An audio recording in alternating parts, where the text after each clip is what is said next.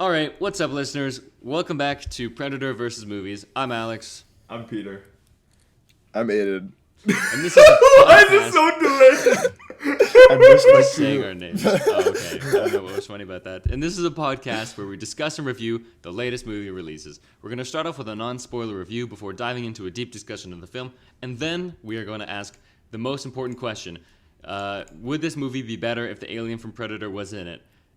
This week, should you choose to accept it, I was trying to figure out how to work this in. We will be reviewing Mission Impossible 7 Dead Reckoning Part 2. They don't say the 7 in the Part title. 1. but I Part did. 1.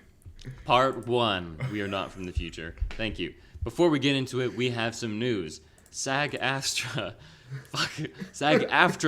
has gone on strike. So originally the Writers Guild was on strike, and now the actors are striking. Good.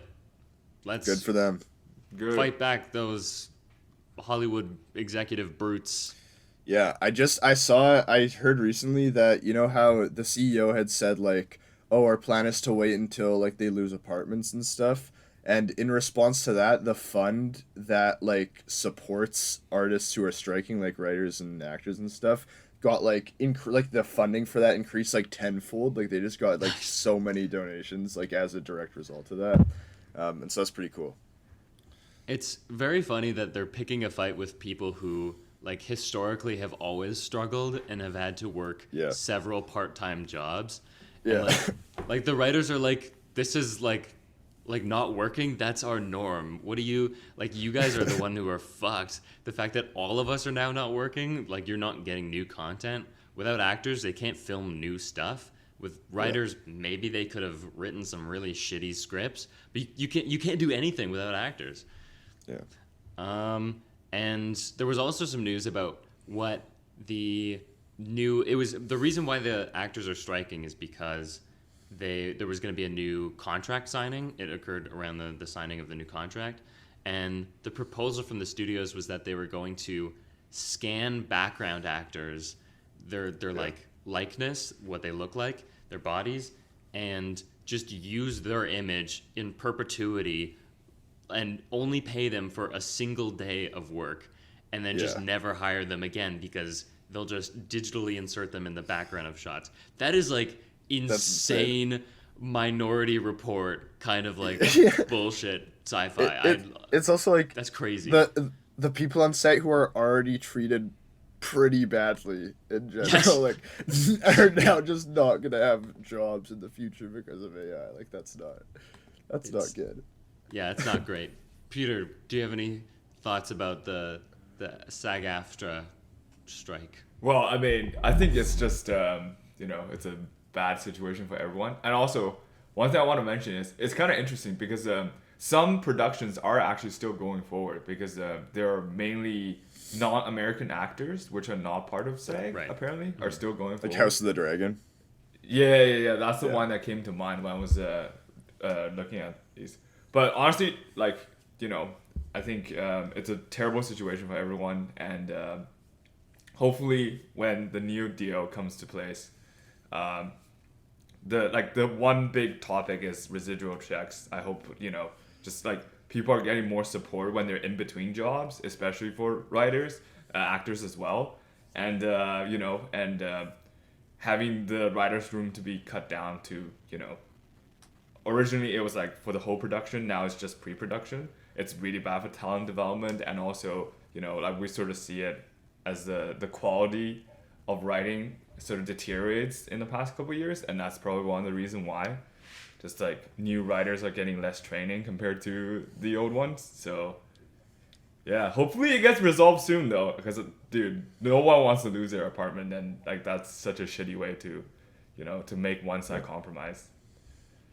Yeah, and I think honestly, the release that they gave about like letting it drag on, they said they had no intention of negotiating for months, and the end game was letting it drag on until they start losing their homes. I honestly think that's like a posturing thing, and like it's actually, like, if you think about it, it's actually kind of like small dick energy to be like, to put out a statement about that sort of thing, because it just shows that, like, you have no fortifications. Like, you will not last longer than they will. So you're resorting to like propaganda, basically, Just and being fear-mongering, yeah. fear mongering, because they know that. And also, separate thought, I think that the reason why this is so important is because there's almost certainly some like fraud going on in the streaming era. So I have a really good feeling that like part of the reason they don't want to reveal anything is because like there are like illegal activities, like lying to shareholders about the truth of streaming. Oh, sure. Yeah. Streaming numbers are just complete bullshit. Very obscured. And Yeah. I think if those ever get revealed, streaming could crumble like in an instant, because it's like, I honestly don't know how streaming works. It makes no sense to me. Actually, you know what's interesting though? When Warner Bros. Was getting acquired by Discovery, pretty sure like one of the reasons why, I think it's AT&T, like some big telecom company is selling Warner Bros. One of the big things they were selling them is because Warner Bros. Hasn't been profitable for a very long time. Like, it's been like in the loss for a very long time, and especially since the recent flops of the DCEU, I don't think the financial situation has improved. So, And it's finance fun- of the business is pretty interesting, and and but like especially in CEO is still getting paid in buckets, so that is true. They're still getting like crazy pay, and it's absurd that they think that's okay, that they can just do this, and they're like, I'll just take home hundreds of thousands of dollars every year, and like I deserve that. More than That's that, crazy. yeah. well, no, not hundreds of thousands. We're talking in millions. Millions. Yeah, Yeah. I can't even like. Well, that's the thing. I can't even imagine the scale. Like, most people get paid under 100K a year. Some people get paid between 100 and 200. To then like increase that factor by 10, like, Yeah, what are they that's insane. doing? Are they shitting gold bricks? No, Like, actually, I was thinking about this the other day. Like, if you are unable to live like on under 200K, and that's already a crazy amount of money, then you are pathetic. Like, Yeah. you are a pathetic person.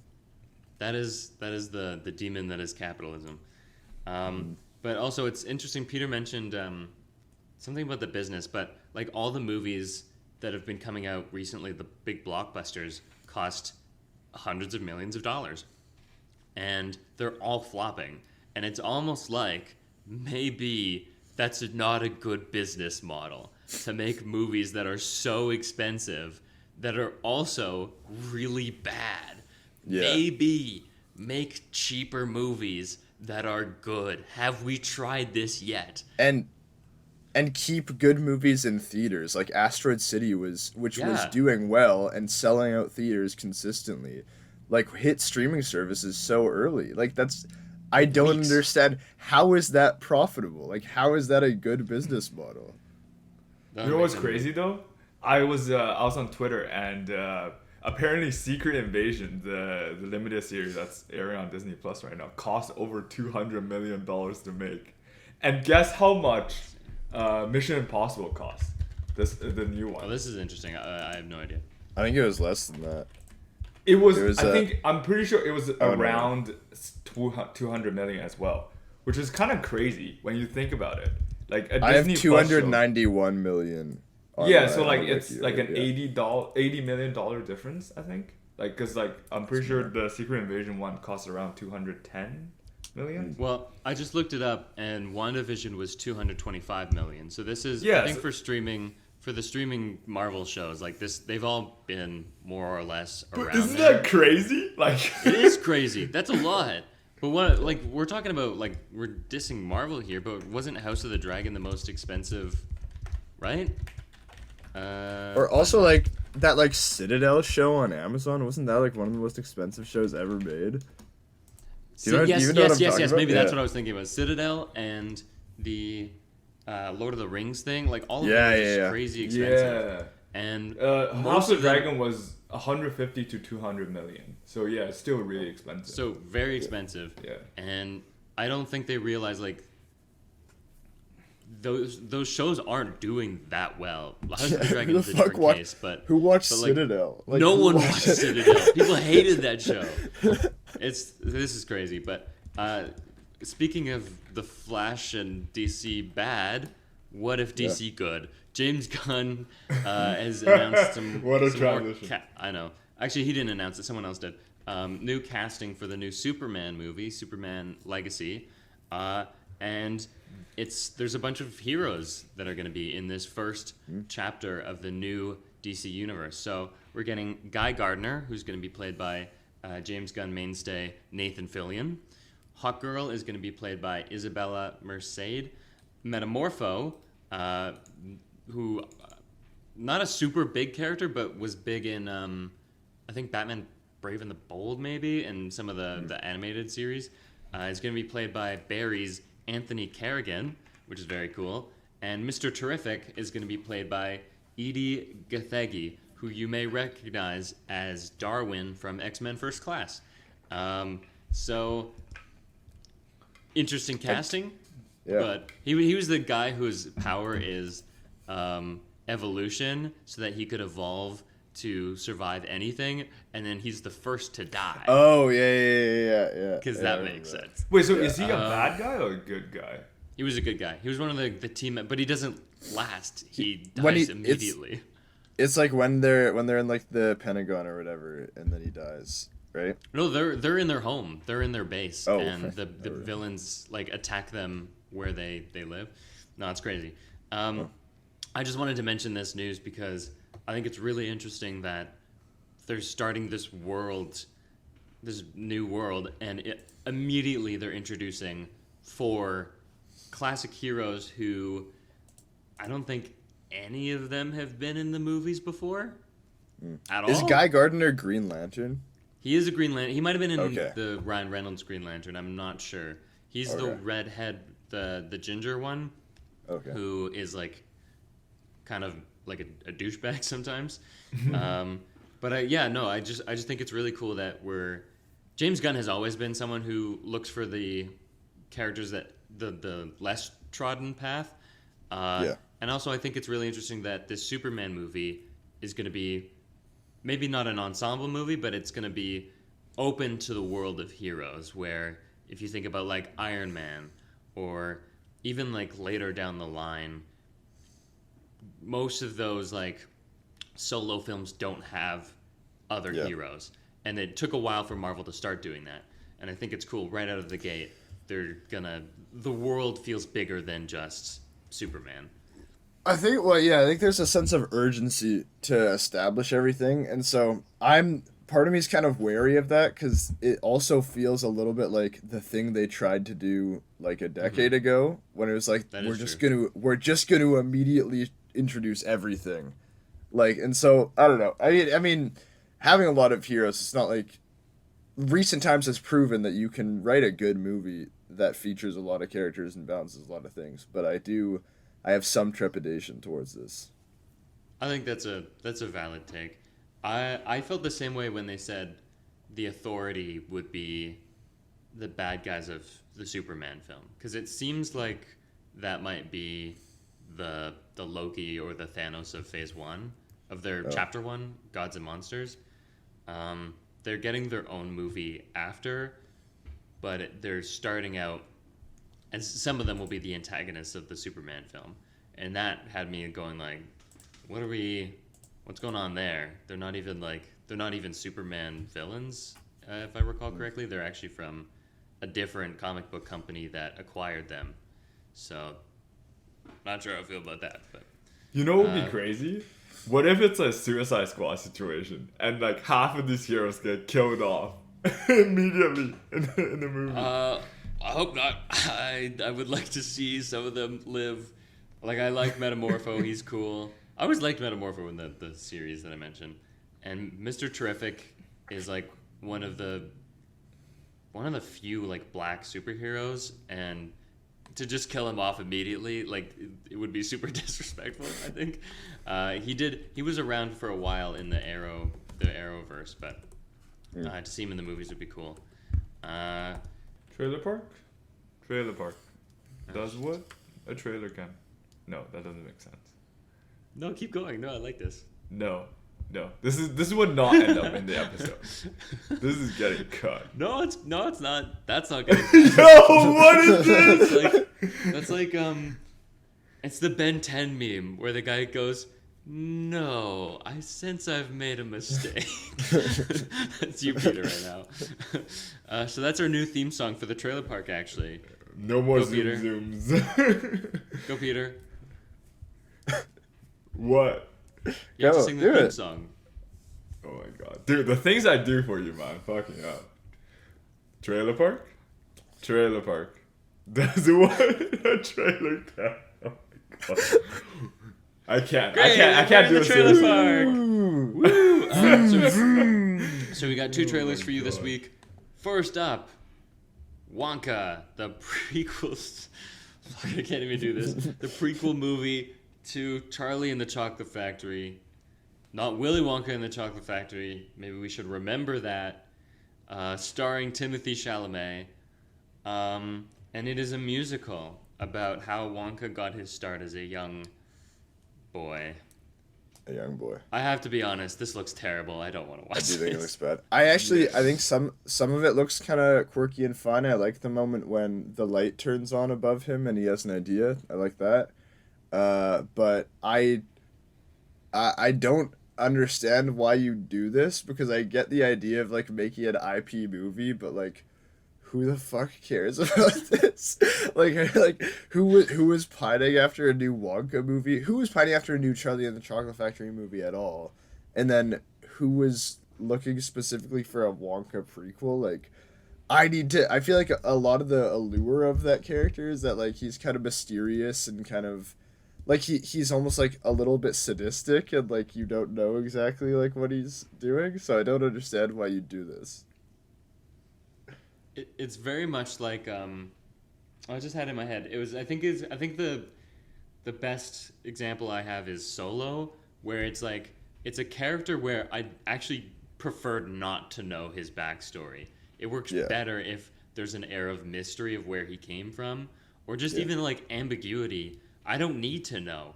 That's one of those things like characters can have implied backstory, and that's often more interesting than actually seeing it. And this was definitely not a character I needed to know how he found the Oompa Loompas, played by Hugh Grant. And how Willy became Wonka. Like, it's just so silly. To be honest though, the Hugh Grant was a highlight, to be honest, of the trailer. Was he? He actually does to seem. me, He at seems like he's kind of funny in it. I think there will Like, be I some thought that funny was bits in perfectly this movie. casted, you know, Hugh Grant. In speaking of perfect casting, I have to say that Timothée Chalamet I think was a miss. Where like I think he's a good actor. I've turned around. I used to be a hater, but I don't think this was the role he was meant to play. I absolutely agree. Yeah. He doesn't have the magical whimsy of Gene Wilder, or even like honestly Johnny Depp. I think did a better job than this. Yeah, I will say like the only way I could see his performance working is that like if it's supposed to be that like he hasn't sunk into the role yet, like that he hasn't sunk into the role of being magical whimsical guy, and like because when he does the like the quirky whimsy thing, like it looks weird in the trailer, it looks off, but like the only way I could see it working is if that's the idea, that it's supposed to look like a little off, like he's not there yet. But that's a bit of a stretch. So it is a bit of a stretch. I don't know. People were saying on Twitter, it's specifically the line "strike it, reverse it" that just feels like does not channel the same energy as the previous versions. So he's saying something and he goes, "Strike that, reverse it," and someone noted that it looks like he actually had a different train of thought, and that's what led him to say "strike it, reverse it." Whereas in the original, it was more like they said the voice of whimsy, like the voice of whimsy whispered in his ear, and like as silly as that sounds, like it's absolutely true. It does look like he's doing a grounded performance of a realistic character. That's not who Wonka is. That's not so. Yeah, I don't know. It doesn't look quite appealing to me. I think We so. have another trailer for Napoleon. I don't know why I said it like that. Ridley Yeah, Scott's epic. They're not even talking in French accents in the movie. They are not. He does not. Ridley Scott does not give a shit about accents. So apparently, like, a lot of filmmakers have been trying to do a Napoleon movie, and he's like the first one to get it across the finish line. I think wasn't Kubrick one of them, if I'm not mistaken. Oh, maybe. And it stars Joaquin Phoenix, and I don't know. I think it looks all right. I'm There's not some really cool super- shots in the trailer. There's some that Yeah. they look. There's one high angle in particular that looks like a Renaissance painting, and like that's really cool. So, I don't know. I saw a lot of people going really hard about the desaturated sort of color palette, Yeah. and I think that's an example of Twitter, like, just film Twitter, like, mutually agreeing on like a hot button topic of like vibrance good, desaturated bad.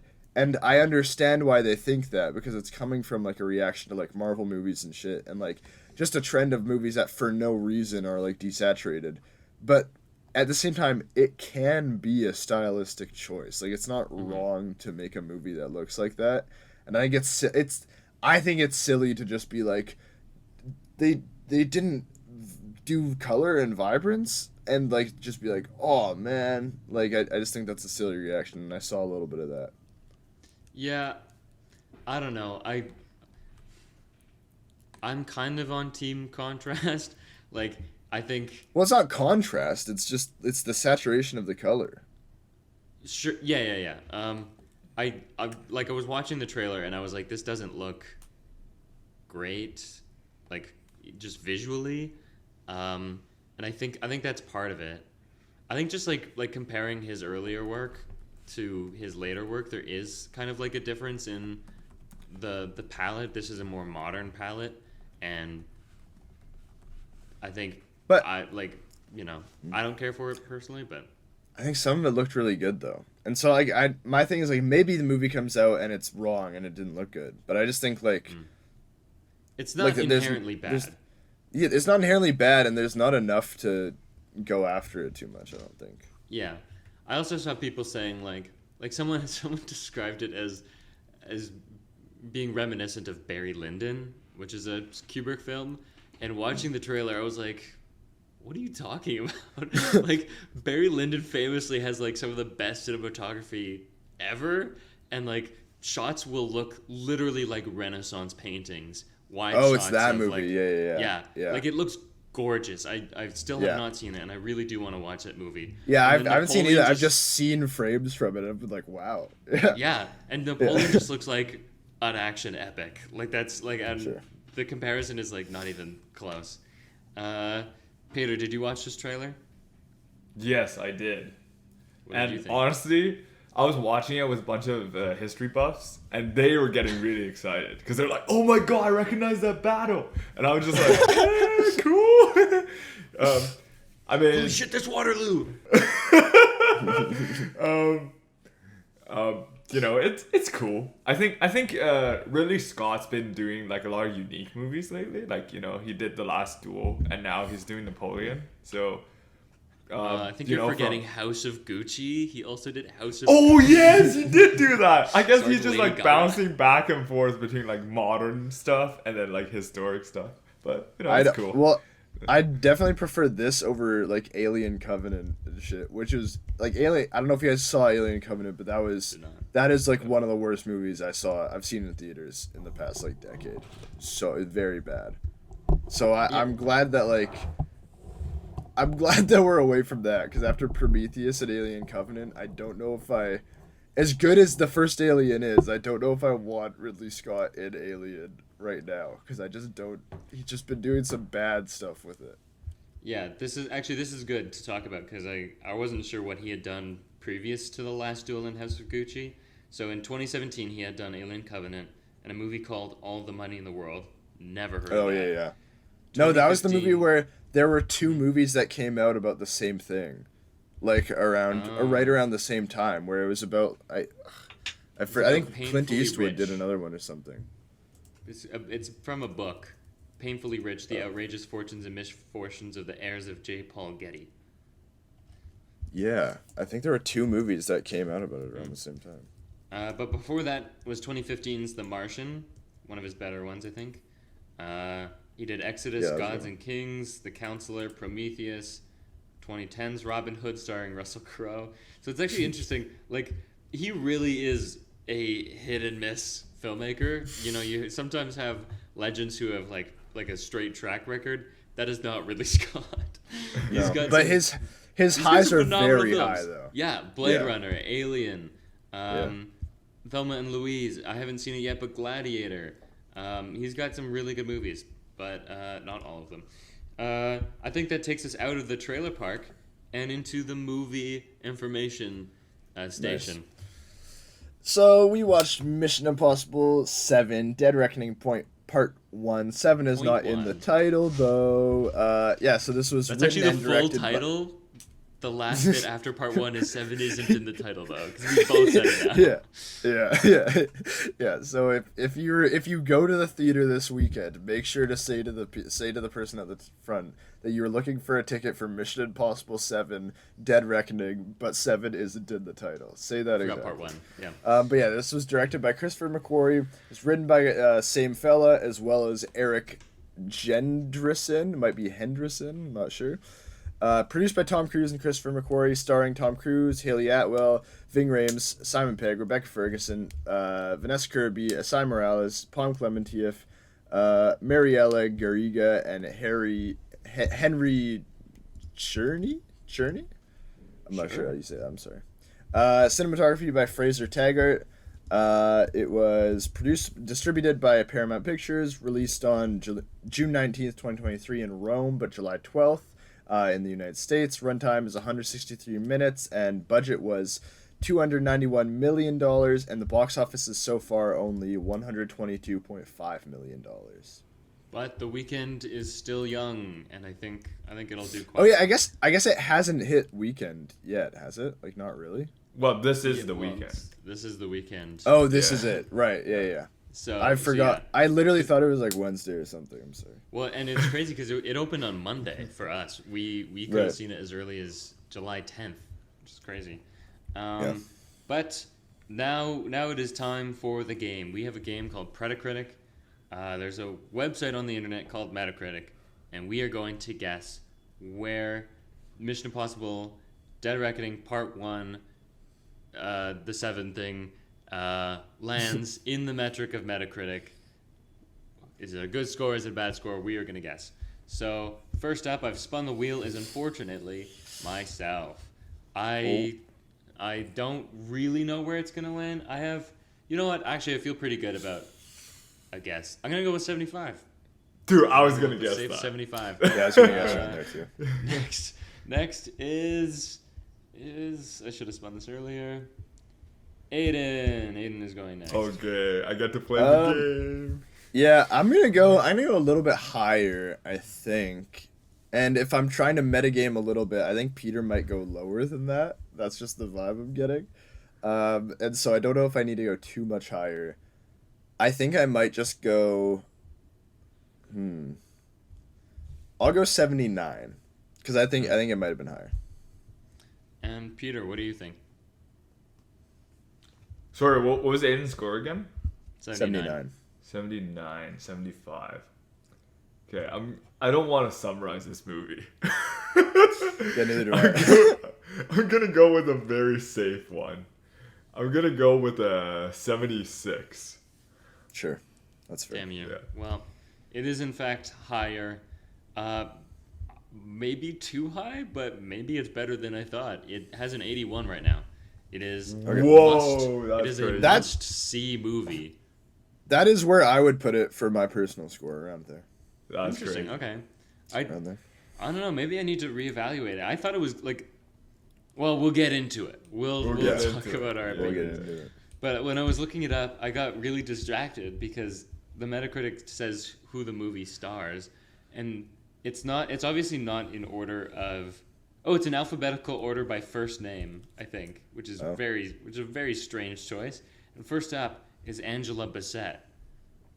Is she in it? She was not She's in in this movie. 6. She was the CIA agent. director in Definitely Yeah. not in this movie. So that's kind of funny to me. But now that we've done our Predacritic score, Aiden has won the game. He got closest to the actual score. He's going to give us his non-spoiler reaction. What did you think of Mission Impossible 7 Dead Reckoning Part 1, except 7 is not in the title? Right. I will say, I went into this movie. I think Mission Impossible 6 is one of the greatest theatrical experiences I've ever had. I love that movie.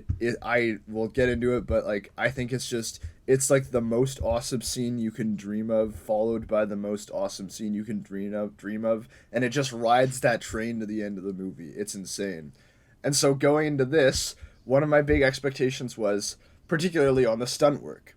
And I was like, what are the action set pieces going to be like? Because in 6, like you have the fighting scenes, which are so fucking good and so visceral and so tight, and then you also just have like just really thrilling like chases and stuff like that. And I will say that this movie kind of lacked those things for me.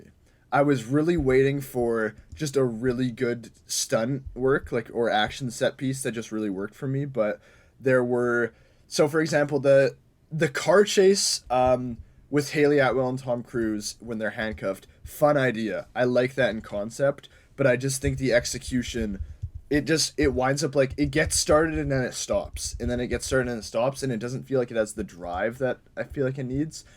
But there are, in fairness, there were certain stunts that like really really did work for me. Like I like held my breath when he first jumped off the cliff. I didn't like the finale to that stunt, but like that was cool. And so like there were definitely parts where I was like, this is really cool.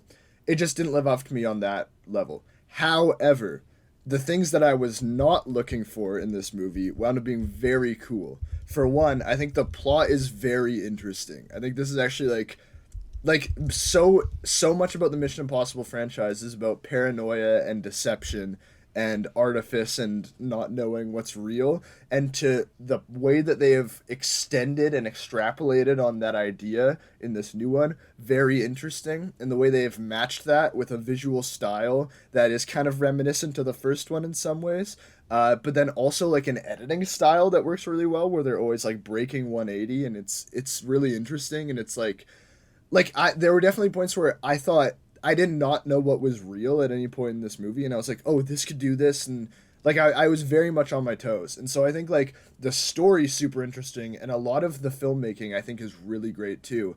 It's the parts that I was looking for, that I was excited for, where I think the filmmaking actually dips off a little bit and it's not as interesting anymore. That being said, there are still some stunt and action set pieces that I quite liked, just not as much as 6. So I give this 4 stars. I would recommend this to everyone. I think it's a sick movie. This is still one of my favorite franchises, I would say. Nice. Peter, what did you think about this movie? Okay. All right. Here we go. So, I was actually talking to Alex about this, and I was saying this year had a lot of movies that I know is gonna be good going in, and it's probably gonna be good when I come out as well. And unfortunately, this is a miss for me. I absolutely agree with Aiden that compared to 6, this is just downgrades in so many degrees. And to be honest, like, my opinion about the plot is actually like the concept itself is very interesting, but the execution of it just lacks significantly in many degrees, in my opinion. And we'll get into it when we get to spoilers. In my opinion, this is one of the worst when it comes to pacing in a Mission Impossible film. There are so many pauses during like big action set pieces that's just not like, you're supposed to drive the hype to a climax, but like unfortunately this is just a roller coaster that's just stopping and going. So it's just not satisfying in a lot of big moments. And a lot of the big moments that they actually set up in the trailers and in the featurettes actually did not pay off the way that they sort of hope that they hyped them up to be. And like overall, I think it's just a mediocre Mission Impossible entry, in my opinion. I think Six is still by far the best, but like this one does not live up to six, especially since six is literally the last entry. Yeah, well, it's hard because 6 is one of the greatest movies. Yeah, six was great. Six So, was just so yeah. good. Yeah. I gave it a three out of five. I like unfortunately like I was really hoping this would be a good one. Hopefully like the Mission Impossible 8, which apparently might be the last one, can redeem this Mission Impossible 7. But I think I would still recommend people to see it. I think it's still like one of these things that you will have a good time in the cinema, but it might not necessarily live up to your hype. So Nice. yeah. Yeah, I think I think this is gonna be one of those movies where we are more or less in agreement, just maybe different shades of agreement and Sure. degrees of how much we liked and disliked, but all kind of like a general samey consensus. So, I think here's my hot take. I think this is, as a film, maybe the best of the Macquarie series. I think it is the best cinematography. I think he's actually like trying something. Like there's a very specific thing he's doing in this movie, from a visual standpoint, that I admire. And I think the story's quite strong. But I think from a Mission Impossible standpoint, this is not his strongest. I think this is the weakest of the Macquarie series. So it's kind of at odds with itself in that, like Aiden said, there's just no stunts in this. There's the one. And like, sure, there are like smaller stunts. There's your car chase, and there's some leaping about in a train. But it's really just like the driving off the cliff part that like, but like that's why I'm there, you know? I'm going to see a Mission Impossible to see him do crazy things, and there just wasn't enough of that for me. And actually what Peter said about the pacing I think was really insightful. I think this is the classic issue with the part 1, part 2 kind of organization of a movie. We'll talk about this further later, but yeah, it just feels like it's not quite as bad as Spider-Verse, where it really did feel like a bloated first half. This, I think, felt more like a complete movie, but they're all just so long, and they don't need to be.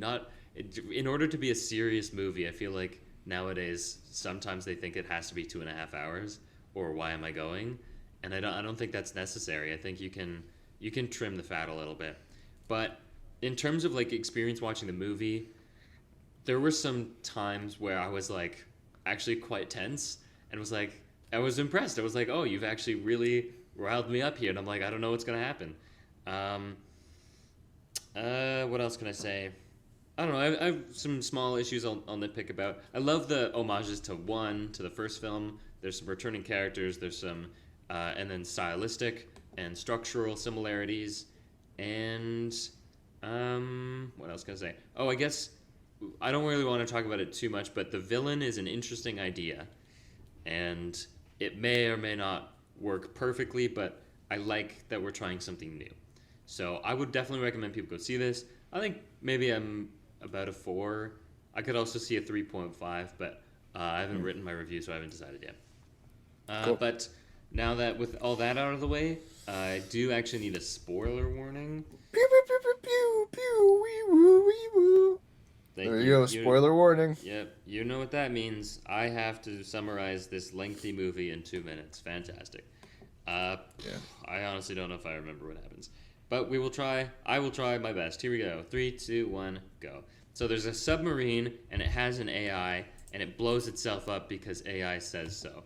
There's 2 keys you need to operate the AI. That's important. Mission Impossible. Tom Cruise signed up mission, has to go find his girlfriend Ilsa. She's being hunted down. He finds her in desert, and she's defending herself. Looks like she dies. Oh no.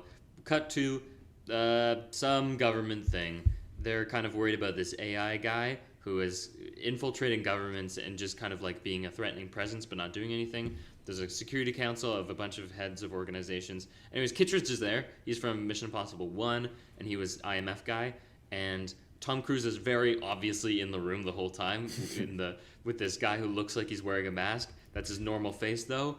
And he kidnaps. No, I don't. No, he doesn't kidnap Kittredge. He gets mad at Kittredge because he thinks Ilsa's dead. Psych, Ilsa's not dead. We reveal that instantly. There's a mission. He has to go find this AI. They go to a place. There's an airport. They go to an airport. They're trying to steal a key. They have to find these keys. And Haley Atwell is there. She steals the key first. There's a bomb. Oh, God, this is going to suck. Benji almost gets a bomb. He's okay, though. Haley Atwell escapes, goes to Rome. Tom Cruise finds her in Rome. Everyone goes to Rome. There's a big car chase. And there's a guy from Tom Cruise's past, Gabe, and he's working with the AI, and so is Paris Clementieff, and White Widow's there, and she wants the key. I don't know. They all end up on a train, and the key, and Kittredge tries to buy the key for the government, and Tom Cruise has to jump off a cliff to join the train, and they get the key in the end. They nab it from Gabe, who gets away, but thinks he's won, and he doesn't have the key. He's been tricked. Pickpocketing rules in this movie. That was terrible. This is a very hard movie to summarize. Yeah, there's like a whole middle section that isn't mentioned, but in fairness, I don't know exactly. I couldn't tell you exactly what happened during that section either. Ilsa dies. I forgot. Ilsa does die. Yeah.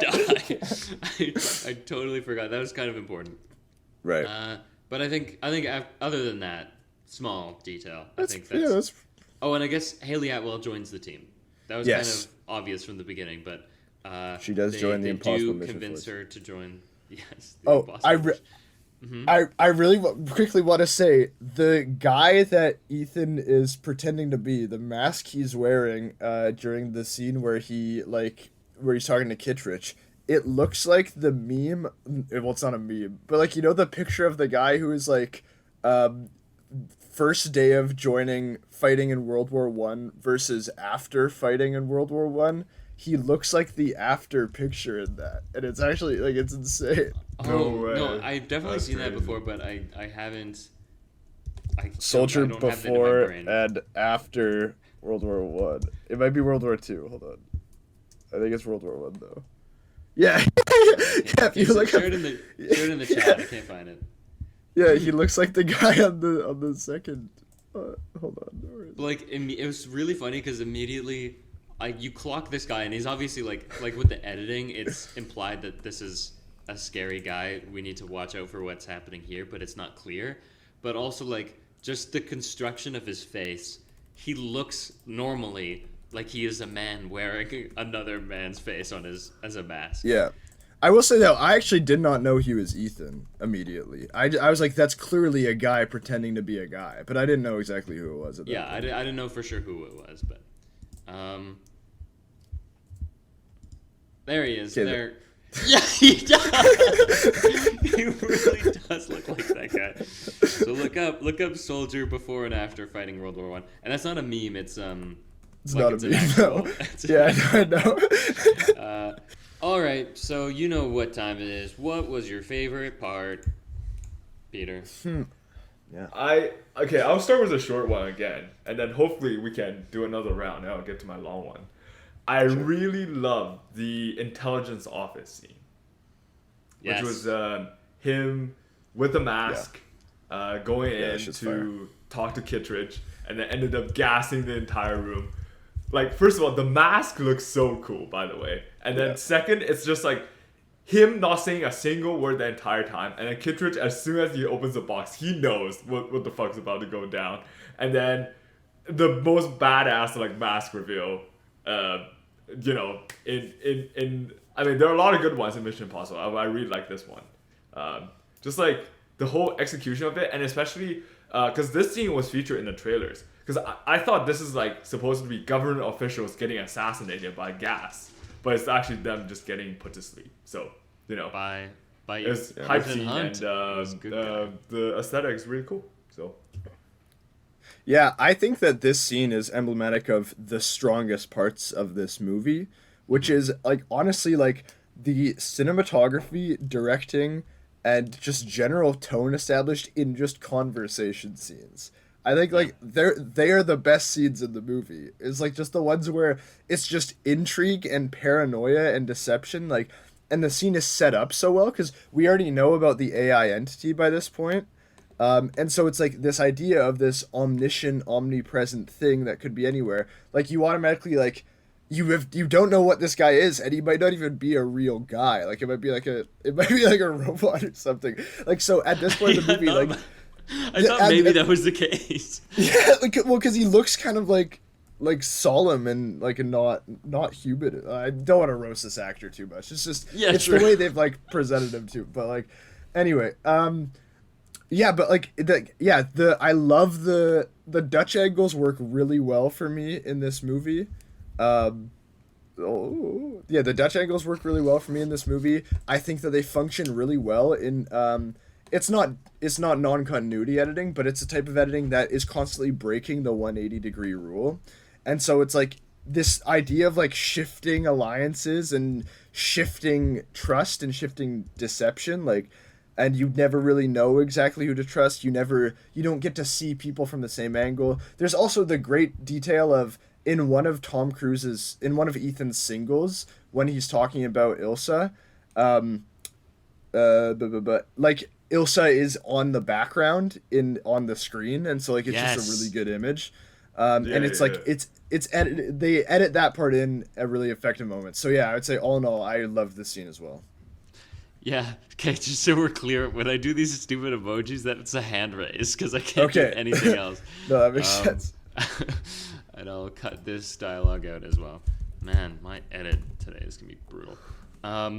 Yeah, no, this scene might have been my favorite in the entire movie. It's so awesome.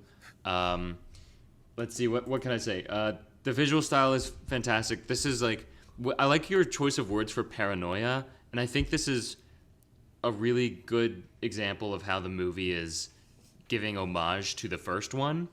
Mm-hmm. The first film was very, it was about paranoia in that film as well, and Ethan Hunt was on the run thinking there was like a mole hunt and he didn't know who to trust. Yeah. And so there's a similar vibe to this movie where it's not that he doesn't know where to trust, but there's this omniscient force. How do you defeat that? And so I like that we're bringing back the paranoia, and with it, the visual style of interesting like high and low angles and characters' faces being framed on like strange or like on the extreme ends of the frame, so like on the far left or far right. And I love Kittredge, just like that actor I love. I think his name is Henry Cizerni or something. And just like when he says like, you need to pick a side. Like I just love his line readings. That the shot you were talking about with Ilsa in the background, I was like, oh my god, that's so fucking amazing. And yeah, the cast in that room also, I will say, is stacked. That is a stacked cast of people. Matthew Modine in there. Oh, no, Carrie Elwes. Sorry, I confused. Yeah, so Carrie Elwes, who was, I think he was Princess Bride, if I'm not mistaken. So he's Princess Bride, and he's in more of the movie later. It's also in Stranger Things. I did not know that. But for characters who are just in this scene, we have Rob Delaney, who I think is Twitter famous, but also was, I think he was in Deadpool. Well, that's really what I know him from, is he was in Deadpool 2. We have Charles Parnell, who was in Top Gun, Maverick. I think he was in both, but I'm not sure. We have Indira Varma, who was in Game of Thrones. And we have Mark Gatiss, who was in Sherlock as Mycroft Holmes. So, like, literally everyone in that room, famous actor. I was just like, whoa. And, like, we do all the cuts to their clothes. I was like, oh, I know you. Yeah. I know you. I know you too. Awesome. That's a great scene. That scene's awesome. Peter, do you have anything for that scene? Like, no, but I have another scene, but I'll hold just for now. Okay. I'll hear what you guys need to say. Actually, wait. Whose scene was this for this? This is my scene. Oh yeah, okay. That's why I'm getting confused. So, what was Aiden's favorite part then? I don't know my favorite, but I love the whole airport sequence a lot because I think it also let's talk about that. Yeah. It really expands upon the idea of paranoia too. It's the introduction of like anything that we're seeing could potentially be not real. I love the idea of Gabe being like it written out of reality in real time. Like and Yeah. he's just like, he is effectively a ghost. Like, that using AI and technology, they've created a ghost, and that's really interesting. I love that, like, this idea of like, and we'll get into this more, but like, they're fighting God. Like, that is essentially what's happening. Like, Ethan Hunt, the manifestation of destiny, has to see if he can, like, if he can outpace the story that's being written for him by an omniscient being. Like, and that's Yeah. so fucking, that's such an awesome, like, I think you guys maybe have different ideas of how it's executed. I actually think it's executed super well in this movie. And I think this scene is just like, it's just a great example of like, it extends the suspicion and paranoia not only to people, but just like to the actions they're doing. Like, they can't trust anything they're doing, because are they puppets being controlled by fate, a fate written by an evil AI, or are they actually like coming up against them in a meaningful way? And I think like, yeah, I think that this scene is just really thrilling, and it's really, I love all the twists and turns and all the different elements that go into it.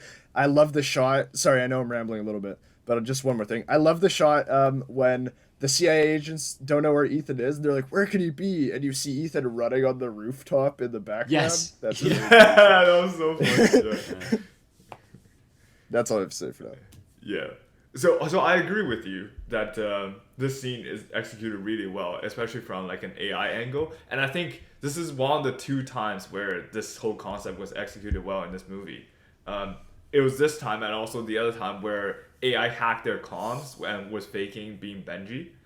But I thought like this one, you know, especially when Benji was defusing the bomb, it's like, isn't like the bomb is like a puzzle, which is like, you know, like the fact that I'm answering these questions, ain't I giving the AI more information so the AI can, you know, simulate me better, you know, that, which is like, you know, do you deal with the immediate threat in front of you, or do you sort of like by sort of solving that problem, you sort of create a bigger problem down the line, because the AI knows you better now and can, you know, anticipate your decision better now, to create a bigger trouble down the line. So I thought like this whole sequence, just amazing tension and pressure from all sides. You have the CIA agents chasing after Ethan Hunt. You have Benji literally defusing what he thought to be a nuke, and you have the buyer who literally got murdered on the spot, Haley Atwell running away to go to Rome, and also this mysterious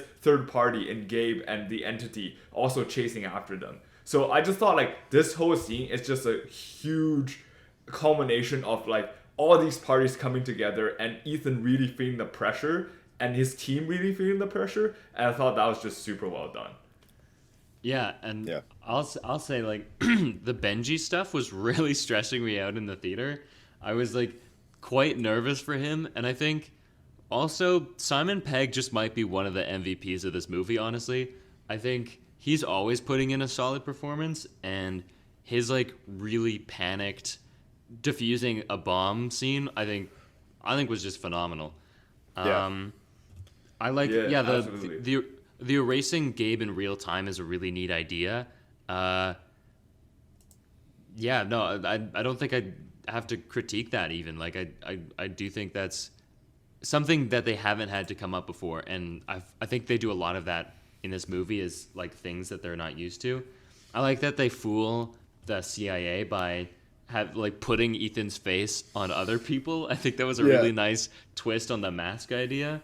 And then what I was gonna say is my favorite part is Shea Wingham pulling on people's real faces and like thinking it's a mask. I just love we're playing with the lore, right? Like these are people who know the IMF, and I think there's there was something else where it's like we know what a Mission Impossible movie is supposed to be, and we're kind of like at the point where we're poking fun with to varying degrees of success, but I think the airport sequence might have been my favorite sequence. I really like the first part of this movie, the first half, I think. Exactly. That's what I was agree gonna that the say as first well, half is a little stronger than the rest. But I just want to touch on, you said that Simon Pegg gives a really great committed performance, and I think that's true. And I think that one of the things I actually really love about this movie is that I think you can tell that every actor is taking this like seriously. Like Yes. it's not like when you've gotten to like the seventh movie in a franchise, like it's there's a potential for that to just be like a silly thing, like, oh, I'm doing the next Mission Impossible. Like, no, they all clearly care about this and like are trying. Like, I think every actor is giving a committed, great performance. I think like all of the performances are really fun in this movie. Absolutely. I think we've got a stacked cast that's been growing, and I think they nailed it again. And I think Peter, Haley Atwell's a great addition too. Okay, Yeah, I actually actually- disagree with that. Oh no, I like Haley Atwell for the record. Do we but, want to get into this now, or do we want Well, to it talk seems about it later? well, it seems like we're already here. So. Seems like we're there, buddy. So, Okay. hold on. Let's hear positivity first. So, I just want to hear if Aiden has any other points about why Haley Atwell is great before Peter disses her, and then I'll. Okay, Back no her up. hate on the actress, by the way. I just don't think Right, that right. the character is correct. But Sure. Okay, well, let me. Okay, Yeah, let him cook. okay. So, I think. Okay, so I think the performance is really good. I think that like she does a really good job of just like, you don't know exactly what she's feeling. Like, she sometimes seems like very scared, but then like there's also like there's an assurance there, and you don't know. What I like about the character and the performance is that like you don't really know what's going on in her head. Like, she's clearly in some ways like a very like scared person, like who's gotten in over her head, but on the other side like she's clearly like utilizing that and deploying it in different parts. Like she's sometimes she's pretending to be fearful and other things like that. Like, no, I really like her character. I don't know, it's hard for me to defend when I don't know what the complaints are, so I'll say True. I'll hear what you gotta say, Peter. I'll defend her from Peter after. But yeah. Okay. All right. So again, like, I think the performance is great, the actress is great, and the first half is generally great as well. It's like, so we've seen this sort of like professional thief once before in Mission Impossible 2, and I honestly think this is a better execution of it compared to Mission Impossible 2. What I don't like about it is why you are introducing her in the 7th installment, and especially when the stake is higher than ever, especially in the second half where it's like, you know, it's totally understandable. She's brand new to the Mission Impossible world, and she, you know, she's literally like signing her life up for this, you know, impossible mission. So it's reasonable, and also it's realistic for her to be skeptical, to be scared. But also, it's just like there were some really goofy and silly moments I wish didn't happen in the second half. Whether it's like during the chase, she's like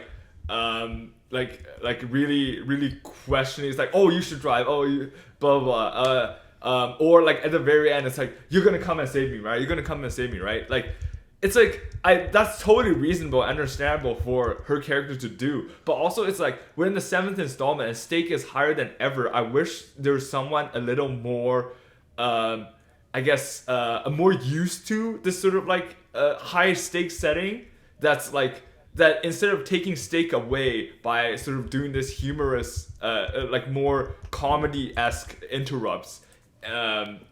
And I'd rather for her to like build onto the story and be like an actual helpful person in the IMF team. I don't know if I'm getting my point across, but like, I think like she's a little bit too goofy and like too much of a comedic relief in the second half. That's my issue. So I see what your point is, but I think you've conflated two different things. I agree actually that there was one particular moment that I thought strayed too far into comedy that felt out of place and just really random. But I don't think that's the character Grace's fault. As a character, and I mean, I think Haley Atwell is fantastic. Also, side note, I just remember this. At the end of the movie, there was a bunch of like guys behind me. I think they were younger than us, but they were like after the movie, they're like, "Oh, that was so sick." They were like, "Hey, guys, did you? That was Agent Carter. That was Agent Carter." And then they're just like talking like in Marvel movie terms who everyone is, and I was like, "Oh my god." I hate that this is where we are as a society, but also of course. God. Anytime I see Right. Haley Atwell, that's the first thing I'm thinking too. So I'm also Marvel pilled. Anyways, the character. So I think that I have some counterpoints to what you said. So you said the stakes are higher than ever. I think that's why it's actually a good stake building technique to have someone on the team who does not know what's going on. They're an unknown variable who is making the mission harder because they don't know what they're doing, and we need them, right? So also, like, just a factor of, this is a weird choice, but I'm not sure I love that they killed Ilsa. We can talk about that, but we need a new team member, right? We've got the core, Benji, Ethan, and Ving Rhames, whatever his name is, Luther. And Luther. we need the fourth, and it needs to be a woman to put the mask on to be White Widow. So we need her in the mission. And the fact that she's a rookie makes it so much more tense because she could screw up at any moment. And before she joins, I like that she's independent and she's always only looking out for herself. It makes, like I said, the stakes higher. She's kind of like erratic. You don't know what she's going to do. Last thing I'll say, I think as a series, as a franchise capper, I think it's interesting that we are revisiting Ethan's past, which really has never been talked about, what happened before he joined. And it's clear that he had a shady past, something to do with Gabe, and I'm sure it will be talked about in the next movie. But I have a feeling that Grace, Haley Atwell's character, is going to be is going to represent the old Ethan, right? So here she is, a criminal who is joining the IMF. She is a young Ethan Hunt. So I think it all comes together. I think there's a really strong purpose for why she's there, from a thematic and storytelling standpoint. Oh, that's all I'll say.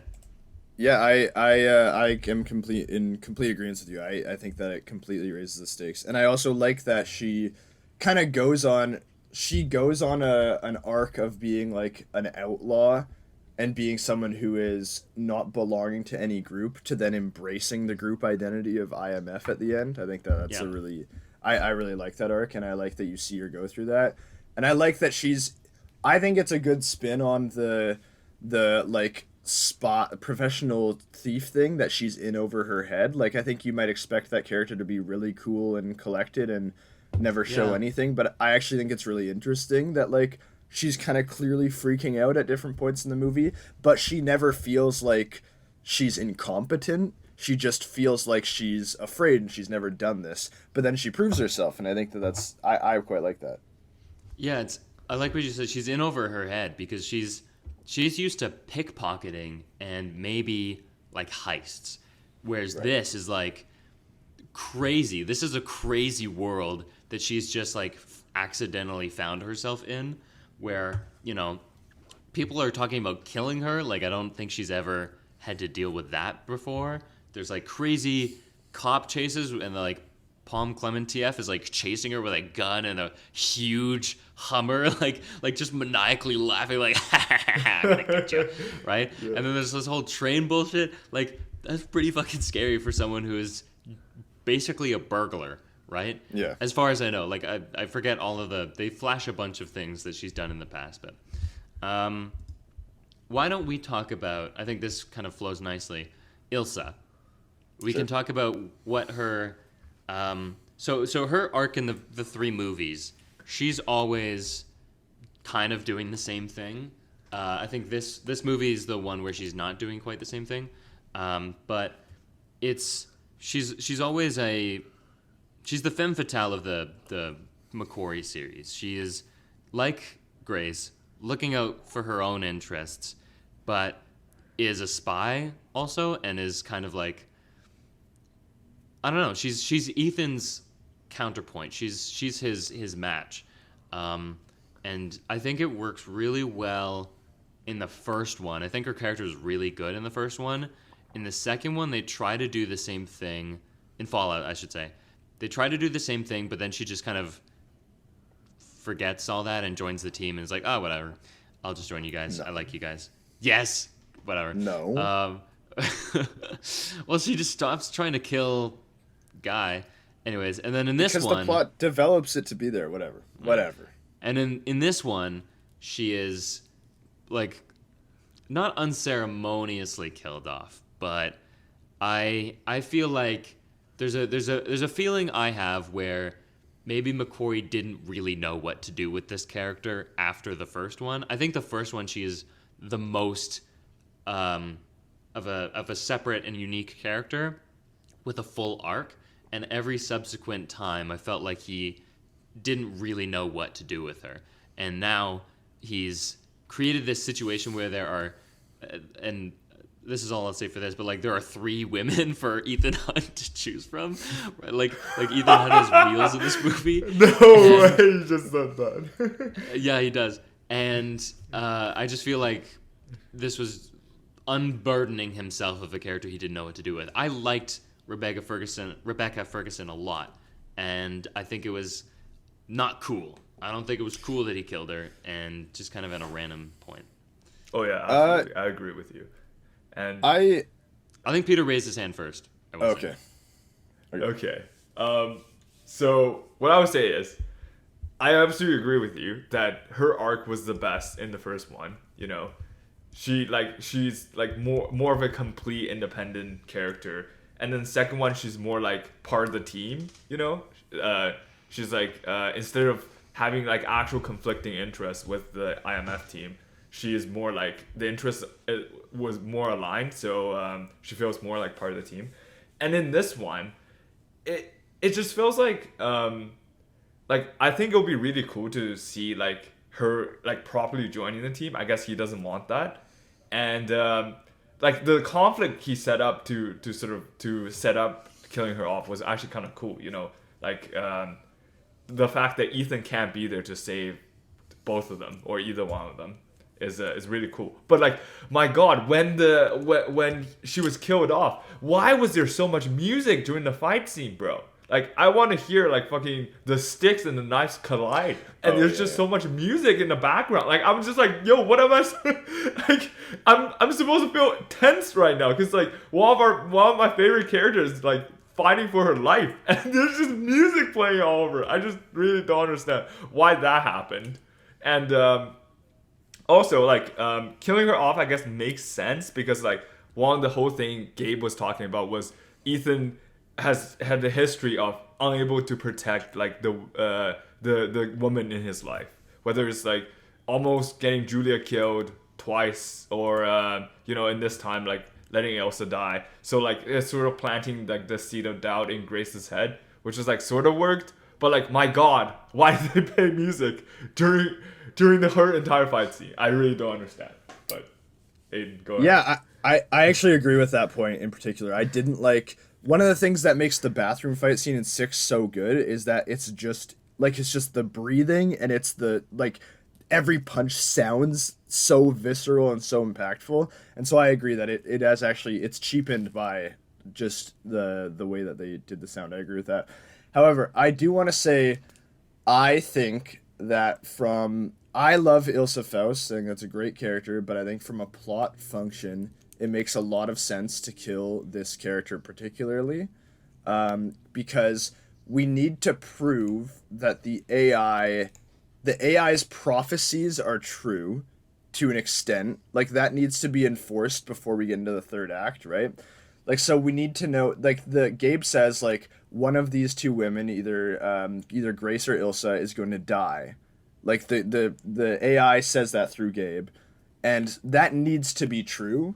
I don't think that there's any way, like, in order for Ethan to subvert the prophecy in the finale of the movie, it needs to be true at some point in the movie, and I think it needs to be true in a very devastating way. And like Peter said, it ties into the idea of, like, Ethan can't protect the women in his life, like the women that he develops feelings for or whatever. Like, I think that the idea of, like, history repeating itself, and the idea that the entity is almost like trying to convince Ethan of who he is, and like if the entity is to convince Ethan of his fate and convince Ethan that this is inevitable, that's what's going to happen, then he can break Ethan. And I think that that's a really interesting idea. Final thing I'll say, I just a side note, I like Ilsa in 6 because it whole thing of she was out and now she's back in ties into this idea of it's a life you can never really leave behind, because that ties into Katie being there. Katie is his wife's name, right? I don't think so. Oh, okay. I think it's that Julia. Up. Isn't it Julia? Oh, it's Julia. I don't know who Julia, the fuck Katie is. Something totally different. I think Michelle Monaghan looks like Katie Holmes. Yeah, to it's me, Julia. and yeah. that's why I think that. But yeah, Julia. Okay. Yeah, Julia. Like, and so it ties in there, and I actually think it works well in that movie. I agree, not necessarily as fleshed out as 5, but good, whatever. And so while I probably would want to see more of this character, I think it actually makes a lot of sense that she dies here. So what I'll say is, going back to the movie we're not talking about, Fallout, what you said is true, and I like it. I like that she's drawn back in because she has no other choice, and I like that she's, again, at odds with what Ethan needs to do, and she's, like, trying to kill Solomon Lane. I thought that was awesome, and one of my favorite parts of that movie, surprisingly, is when he's confronting her in a very similar way to Rogue Nation, where she's in the middle of the road and he's in a vehicle. And in Rogue Nation, he caved and he crashed his bike so that he didn't hit her. This time he runs her over, and that's character development, and I really thought that was great. I just think it was, I don't remember, I just saw it too, which sucks, but I don't remember why she was suddenly just like, I'm joining the team now, and I think it would have been fun to see her, like, honestly, like, why she wasn't just an antagonist the whole time. I think that would have been fun. Well, no, because she's not really an antagonist, like, you know what I mean? I know. And like, Yeah. And I think it makes sense in that movie because it's just gotten to a point of like the shifting of stakes. Like the whole reason that Exactly. the whole reason she wants to kill Solomon Lane is to get back into MI5 and to be like welcomed home. MI6. But like, Yeah. oh no, I think it's MI5. Oh really? Those are Doesn't two matter. different This things. does not matter. Yeah. But regardless, but it is MI6 though. You're right. It is the 6th Mission Plus.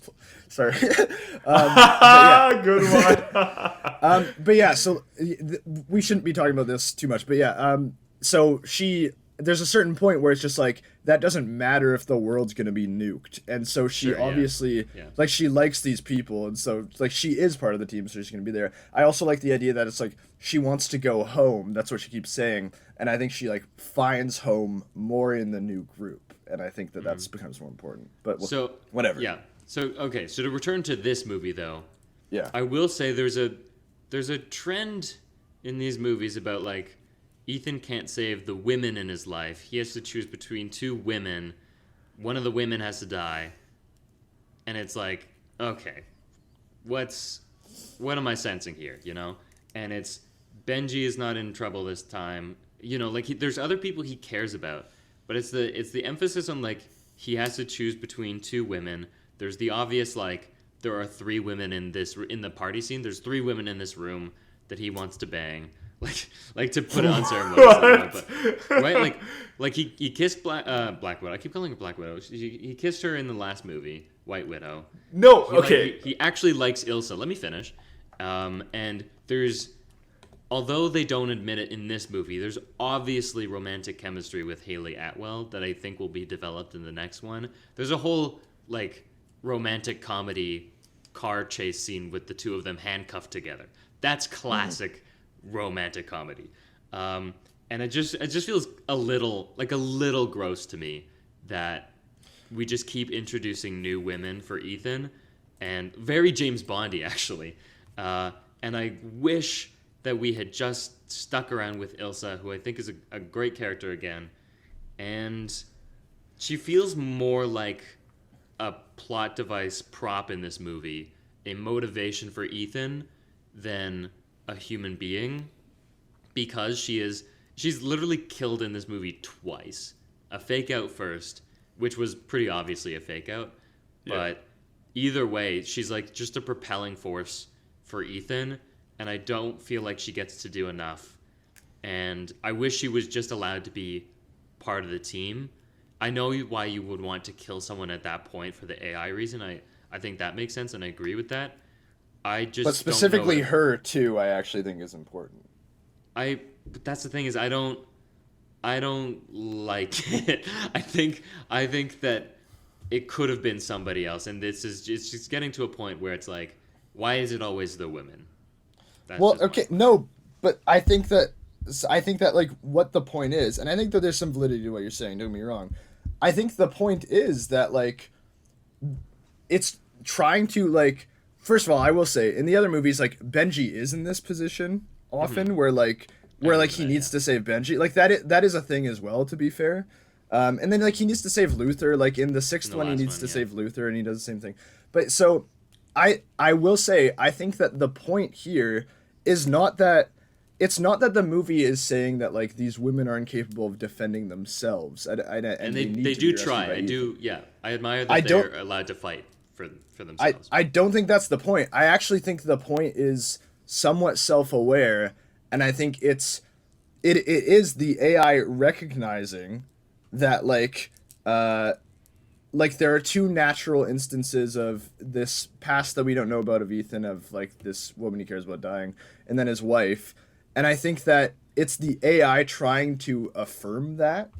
It's like it's trying. Like I'm struggling Maybe, to yeah. articulate this. Like I don't think it's a commentary on the capability of the female characters. I think that it's No, I don't think that either. like I'm struggling to articulate exactly what I think here, but I think it's just the AI is trying to convince Ethan of this role that he fulfills, which is kind of like the typical spy movie star of like guy who just gets all the women in his life killed. And I think that there's some self-awareness there, considering that the movie is a lot about like the plots that are weaved by the powers that be. And I think that that's the idea that's getting at. Although I do think that there is some validity to what you're saying as well, because at the end of the day, obviously it is writers just choosing to do this. But yeah, I don't think it's, as far as portrayals of women go, I don't think it's that egregious though. And I think that there are some plot reasons that make a lot of sense and are not too bad. I think it all just comes from a place of love of this character, and we all agree on Yeah, that. no, is I we- agree. we like It this sucked when character she a lot. died. That felt bad. I understood. Yeah. Yeah. So, speaking of the AI, let's talk about that. So, my thinking on the AI, there's parts of it I like, and there's more of a nitpicking thing. So I think as a whole, I like that. This seems like the culmination of the franchise.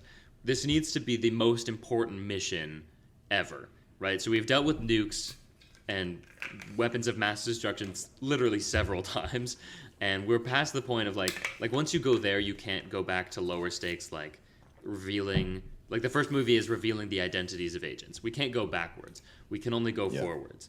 And I think this AI does that perfectly. This seems like a super catastrophic threat that could threaten everything. And particularly what I like is it seems to be like Ethan's greatest match ever. This is someone who can literally like see his every move and like figure out what he's gonna do before he knows it. And he's the person who always goes like, I'm gonna figure it out. But what if there was something that could figure it out before him? You know. Also, we kind of danced around this idea, but I'll say it like in Rogue Nation, Alec Baldwin says that Ethan Hunt is the living manifestation of destiny.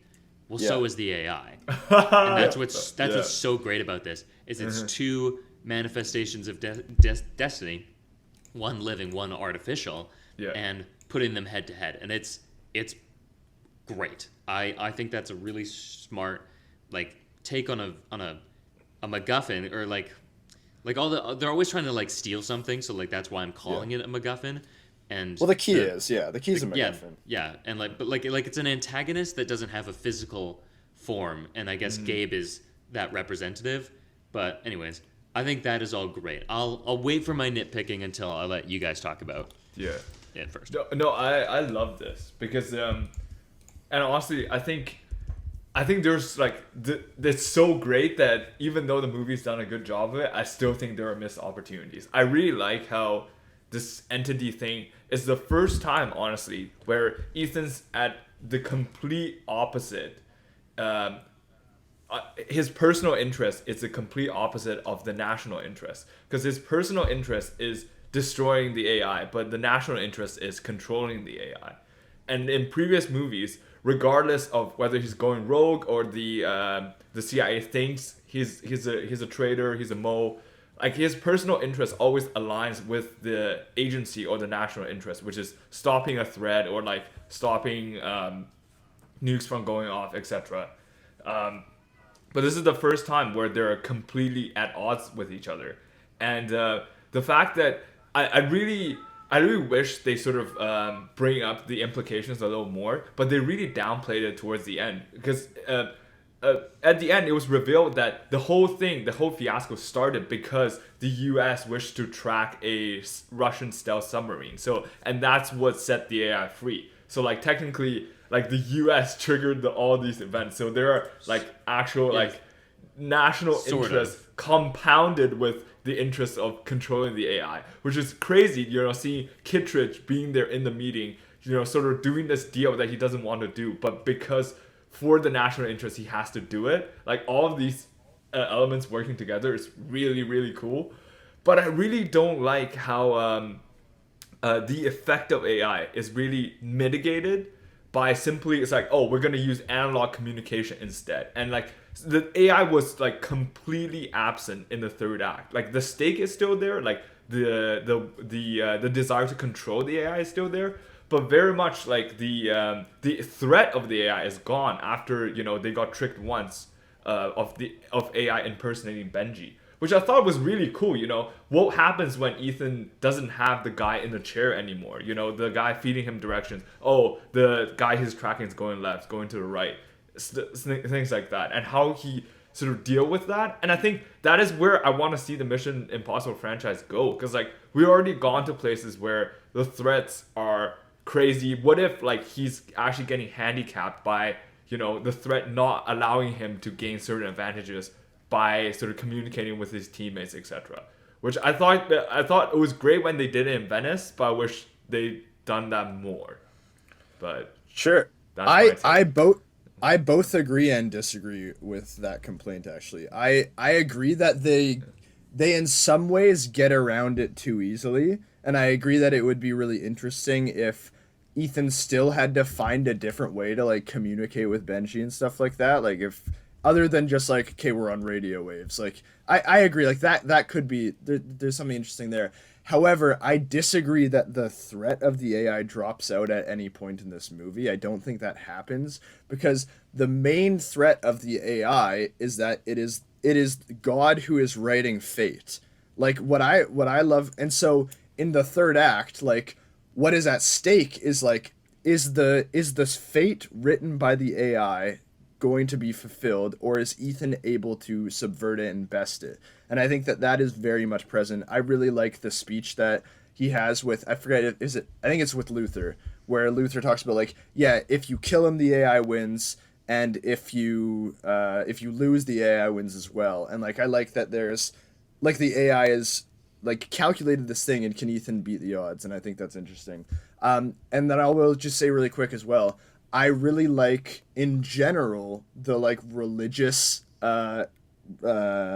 comparisons that are made to the AI, like even just simple things like the key is cruciform, and they say that word a lot. It's a cruciform key. It's in the shape of a cross.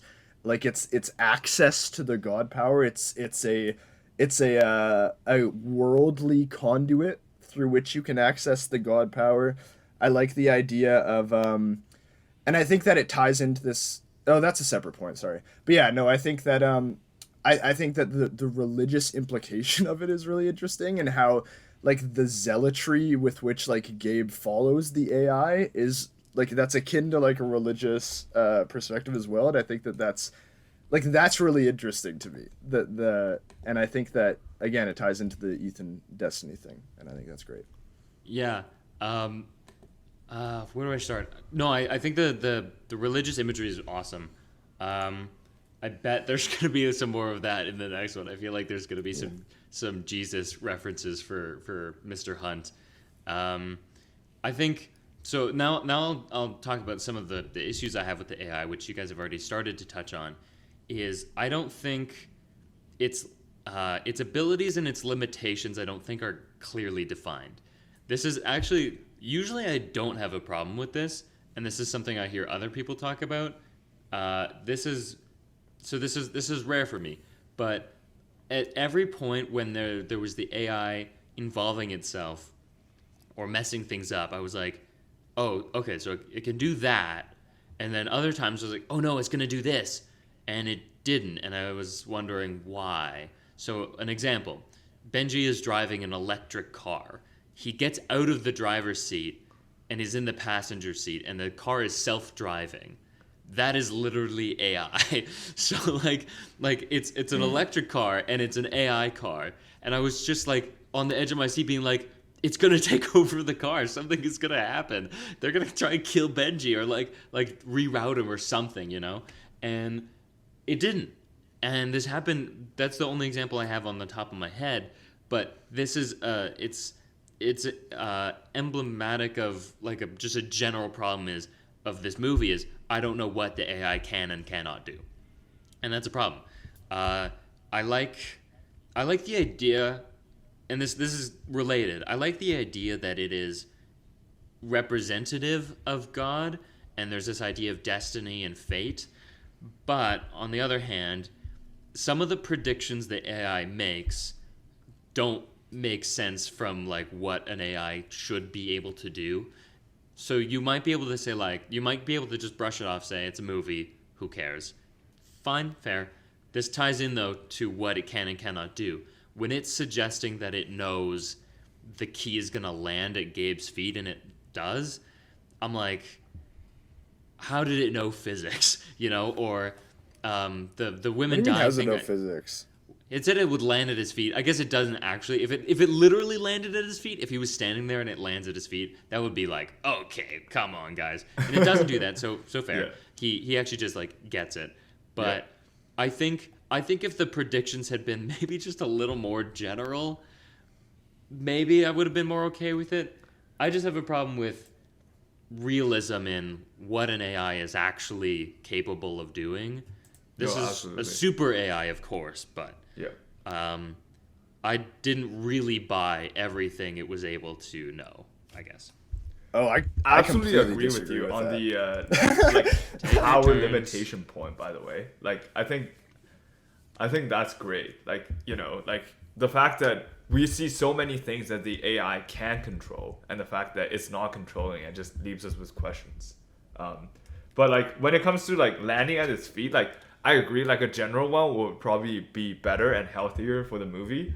But like end of the day, it's literally just predicting, because like apparently the AI has a lot of data points on all these people, so it's able to predict all the paths that's able to diverge from one decision. So it's just saying that, oh, it's most likely this key will land at this guy's feet because this guy's gonna get it.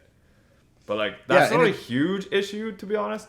And honestly, like Alex, I find it funny that you compared this movie and Ethan's character with James Bond. I think it's actually really similar to Spider-Verse, because like the canon event and shit like that. Yep. And especially because it's a two-parter as well, and this being a two-parter too. Thought it was kind of funny.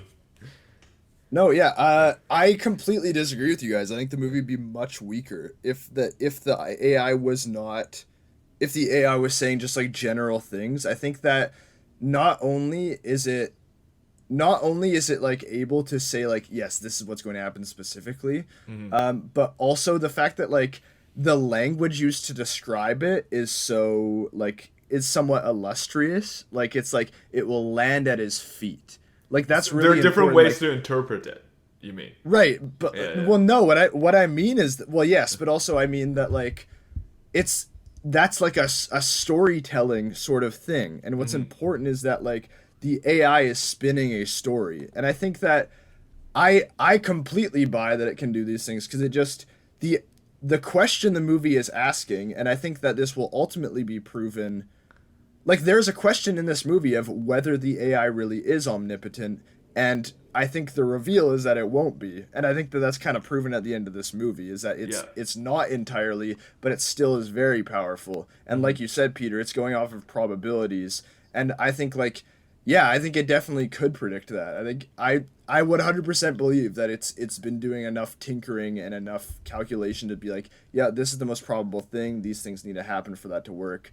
And I think that at the same time, like, maybe contradicting what I said, like, the key falling at his feet, that kind of is general enough that, like, yeah, like, they're gonna lose track of the key and he's gonna get it. You know what I mean? Like, I think there are a bunch of pathways in which that same statement is true.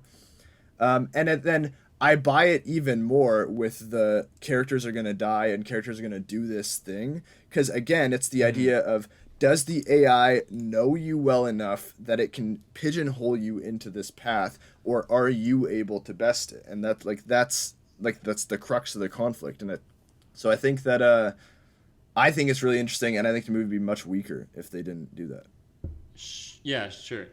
I will say, in defense of the AI, I have two ideas. One, I think it's interesting that we not always, but most of the time, we're hearing the AI's intentions through Gabriel.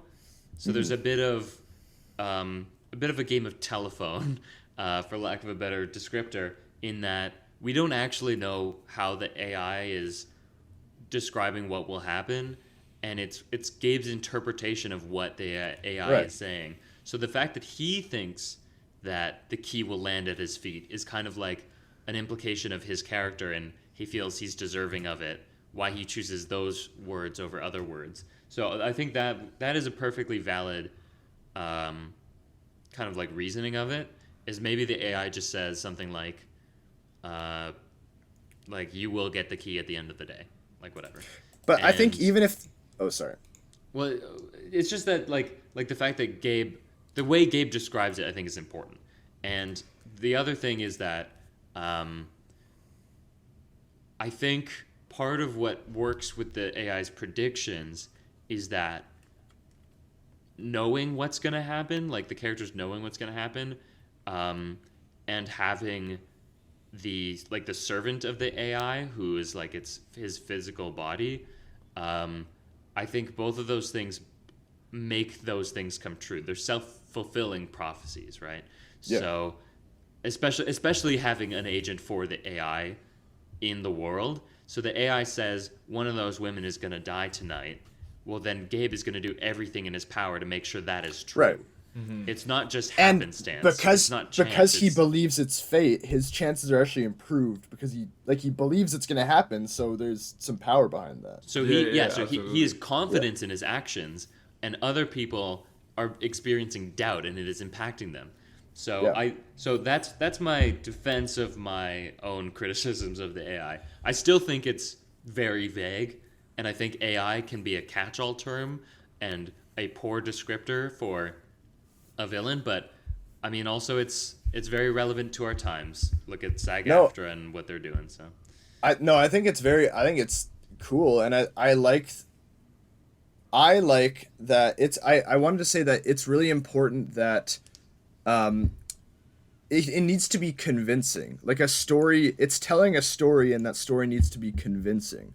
So even if the AI, I think there's a certain degree of the AI knows what things to say in order to be convincing, especially to Gabe and to other people. And so even if the AI was the one that said, oh, it will land at your feet, even if that isn't just Gabe's interpretation, that doesn't necessarily mean the AI knows that for certainty, but it knows that by saying that, Gabe is going to do everything in his power to make that happen, like you say.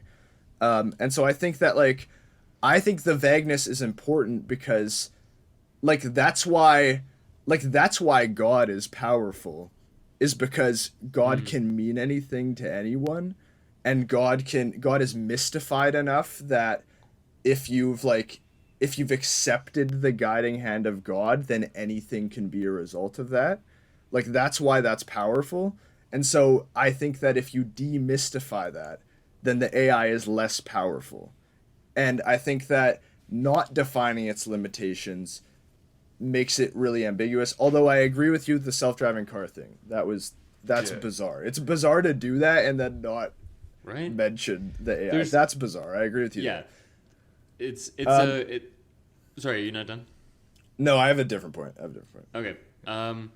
If it's still on AI. It is still on AI. Okay. But actually, Peter should say something. I think he's been wanting to say something. So all I want to say is, to be honest, like, I agree with your point that, you know, if we don't clarify the limitations of this AI, sort of like it mystifies what he can actually do, and that sort of makes him seem more powerful. But it doesn't really work in a movie setting when so many things are electronic or connected to the internet. So you're like, why can't the AI hack this? Why can't the AI hack that? So like some limitations would be nice, in my opinion. Which is like just clarifying, it's like, oh, it's not doing this because, it's not doing that because. So at least the audience is not like, so like, isn't the AI just not that powerful because it could literally hack Benji's car, you know? I could see, for me, that's not a limitations thing. For me, the workaround for that would to say that it's not part of the AI's plan. Or it's like, exactly. Or it's that like, it is it's part supposed of the to AI's happen. So it's right, letting it happen. Yeah. So absolutely. For me, it's not a limitations thing. I think that there maybe is a problem of why did the AI not do this, but I don't think it's about what can the AI do. I think it's more of just a question of how can it tie into that fate narrative. Sure, yeah. I can stand by that, yeah. But then one thing I really like as well is I like that it ties in, like, one of the central thematic questions here is choice illusory? Like, is choice real? Do we actually have any choice? Are we just governed by fate? And I like that it ties into the AI thing. It also ties into the choice offered by the IMF, because the agents that join the IMF and choose to accept, like, they're in such a situation that it's not really oh my a choice. God, okay. Like, and so and they are really emphasizing that in this movie. They talk about Ethan, they talk about the situation that Grace is in. Yeah. And so I think it's very interesting to tie that into the broader discussion of AI and fate and whatever. Of like, that might be stretching it, but I do like that point though. I don't think that's a stretch at all. I think that's exactly what they're trying to do. I think that, I don't know why else. Like, I mean, I think that, like, obviously there's other reasons why you'd focus on Ethan's past, but like the Haley Atwell choosing to join the IMF at the end is very significant, but it's also, it's like, it's an interesting choice because at one hand, like, what the fuck, what else would she do? Well, I mean, she makes the choice earlier. And so that's what's really interesting about it, is that she chooses not to accept the money. Like, she breaks out into this new thing. She actually had a way out. And so I think that, like, the way that the movie is going, and I think this will be the finale, the second one, is that, like, the choice prevails and the human agency prevails. And I think that, like, I think that's absolutely what they're doing, yeah.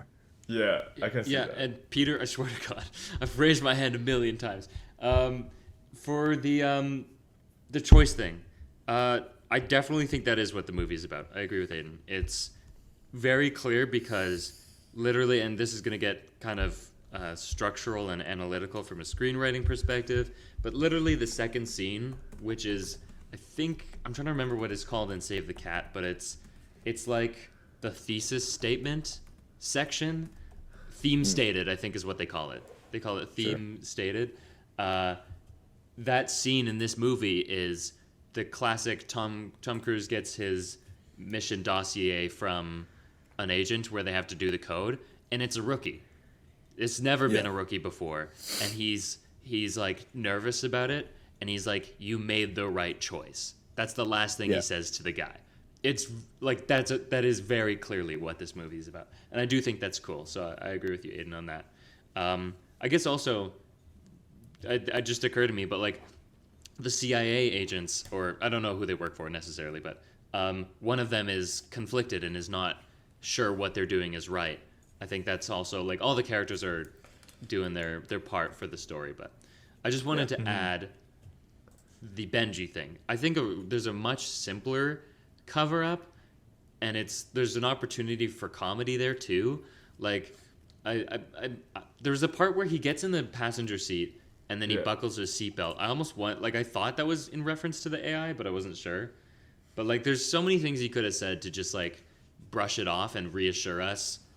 So like, for example, he could have said, "Oh, don't worry about it. It's offline."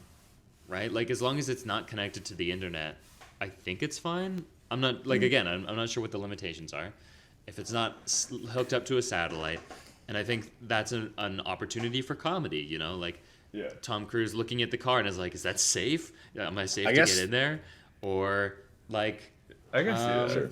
or Sure. even, like, him sitting in the passenger seat and being like, is this AI gonna, like, kill me in the passenger seat? Is it gonna cause a car crash, you know? I think they could have addressed that, because, like, really that's the one time where I was like, okay, what is this AI doing, you know? Yeah, I agree, and I agree with that. I think that I think we're generally in agreement. My general point is just that I don't think defining the limitations is the way to clarify these things. But yeah, And I can see that, because also that might be good to do in the next movie, where demystifying Yeah. it is part of defeating it, is realizing it's exactly. not God, Yeah. it's just a computer made by man. Speaking of AI, I think we should talk about Gabriel. First of all, significant that he has a religious name. That's the name of an angel or something. I just remembered. Yep. But and in terms of a character, I think as an agent of the AI, he's interesting. I'm not sure if his character was like Thanos level. I think we've had, and by that I mean I think we've had better villains in the Mission Impossible franchise, but I think he was serviceable for the story, and I like the actor, but I'm not sure this was. I'm not sure there's a lot to his character in this one. Maybe we'll get more in the next one, but he's elusive and doesn't have a. I don't know. Yeah, well, I'll go with elusive. He's elusive in this one for sure. sure. I'm curious to know what you guys think. I think I both actually- villains. Whoa, I had hands. I had hands too. I'm gonna start throwing hands. You guys need to watch this. Okay, you go first. You go first, Peter. You go. I think both villains in this movie were really weak. I think the AI as a villain was very, very strong, but both human characters were very weak. It's like we don't know anything about them, and like the only thing we know sort of about Gabe was just like a quick flashback in Ethan Hunt's past. Like he killed someone that meant a lot to him, so he has a grudge with him. But then that's sort of all we know. That's all the context we were given, and we don't really know why Gabe is doing this, why he's sort of doing the AI's bidding and everything. I just wish because he is committed to get the access key and set the AI free, basically. But that's bad for basically everyone on Earth, because that's control. Everyone will be controlled by the algorithm. I don't understand why he has so much faith in this artificial god. And that doesn't really help when all he does was just conveying the AI's message. It's like, oh, this is gonna happen, so I'm gonna make it happen type thing. But I've never understand why he believes in the AI so much, and why he's doing the AI's bidding to begin with.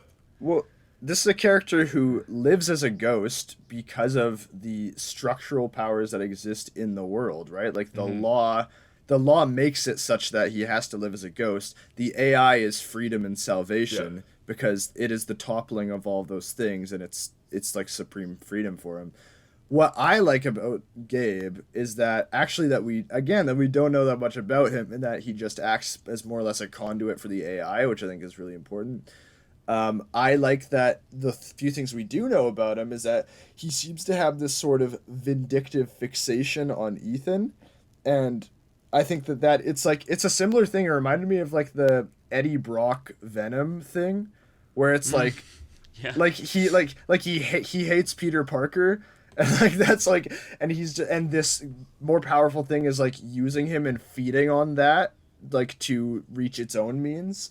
And I think that worked really well. I think that we're gonna learn more about him in the second one, and I think that he's set up well enough in this one. I don't know if I'd want to know more than him, because again, he to an extent needs to feel somewhat all powerful too, because if he feels too weak and too much and too demystified as well, then I think by extension that limits the powers of the AI as well.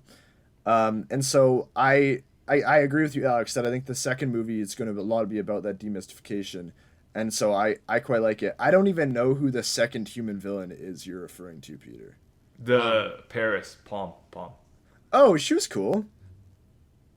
Yeah, I liked her. I mean, she's but like a like- side character. She did. Why? We don't need to know more. She We was- don't, because again, it ties into the idea. Like her arc is tying into the idea of fate and stuff. And like she said, she would betray him, but it winds up happening in like not exactly the same way that it was told. And so that's an interesting thing as well. So she's another wrinkle there. And then she's also going to be an asset going forward in the second one. she's she- dead, no? No, said she had they a find her pulse. pulse. Oh, they found I her think maybe pulse. she will Okay. return. You don't write that as a screenwriter. You do not write character comes in and says she has a pulse if she's gonna just be dead the next. Yeah, of course. No, you're right. You're right. But like Aiden, my problem is like I find it difficult to emotionally invest in this movie, oftentimes, because like I totally understand that Gabe has a grudge with Ethan, Ethan has this grudge with Gabe, but like we're just told that through like flashbacks and Sure. things like that, but like I never really feel it. It's like why Sure. do they have these grudges? Like sure, like if they explain it in the second one, then with Dead Reckoning Part 1, Part 2 combined, we get a more complete story. Totally fair. But like in this movie in isolation, like I just feel like I don't really feel like I understand why characters are doing what they're doing. Like Luther gave Ethan this whole speech about it's like, hey, I know you hate this guy, but when it comes to the greater good, don't kill him. But like in the moment, like the speech made sense. But like when you think about it, it's like as an audience, like I'm trying to understand why, like how come Tom Cruise really wants to kill this guy that He badly? killed someone. He- We know yeah, Killed he his killed- like wife or whatever, or He or killed ex-girlfriend or whatever. Elsa, sure, but like it's like No, he man. killed he killed like he is the reason Ethan joined the IMF. He killed a girl in the flashback, and then he killed Ilsa. He's killed 2 women in Ethan Hunt's life. it's like why is that? I don't know. Like He killed someone. I wish there's more explanation. That's all. Okay? More than he I killed wish there's someone? more explanation. And like Yeah, I That's a don't agree mystery with thing. you It's there. good. It's I like that too, and I also like the idea that again, like Gabe is more or less the reason Ethan joined the IMF. So it's like they're kind of yeah, their like he created destinies are- him. Like I they're- think they yeah, talked they're- about that. Yeah, they yeah. kind of created each other, Yeah. and so I think that like their destinies are intertwined, and so I think that that's interesting. I might agree with you though that there might be a little bit of a habit of just telling in this movie, but I do think that through directing, the scenes between Ethan and Gabe are really well directed and really well acted, so that I personally really bought Okay. the grudge holding relationship between the two. But I could see what you're saying of Yeah. you just didn't feel it yourself. Yeah, like I feel like oftentimes in this movie, like I understand the stake, but like I just don't feel the stake, Like it's not like I'm on the edge of my seat as oftentimes as the stake should make me do that, you know what I mean? Sure, Did you take I an just didn't edible feel that way. beforehand? I was on edge the whole time.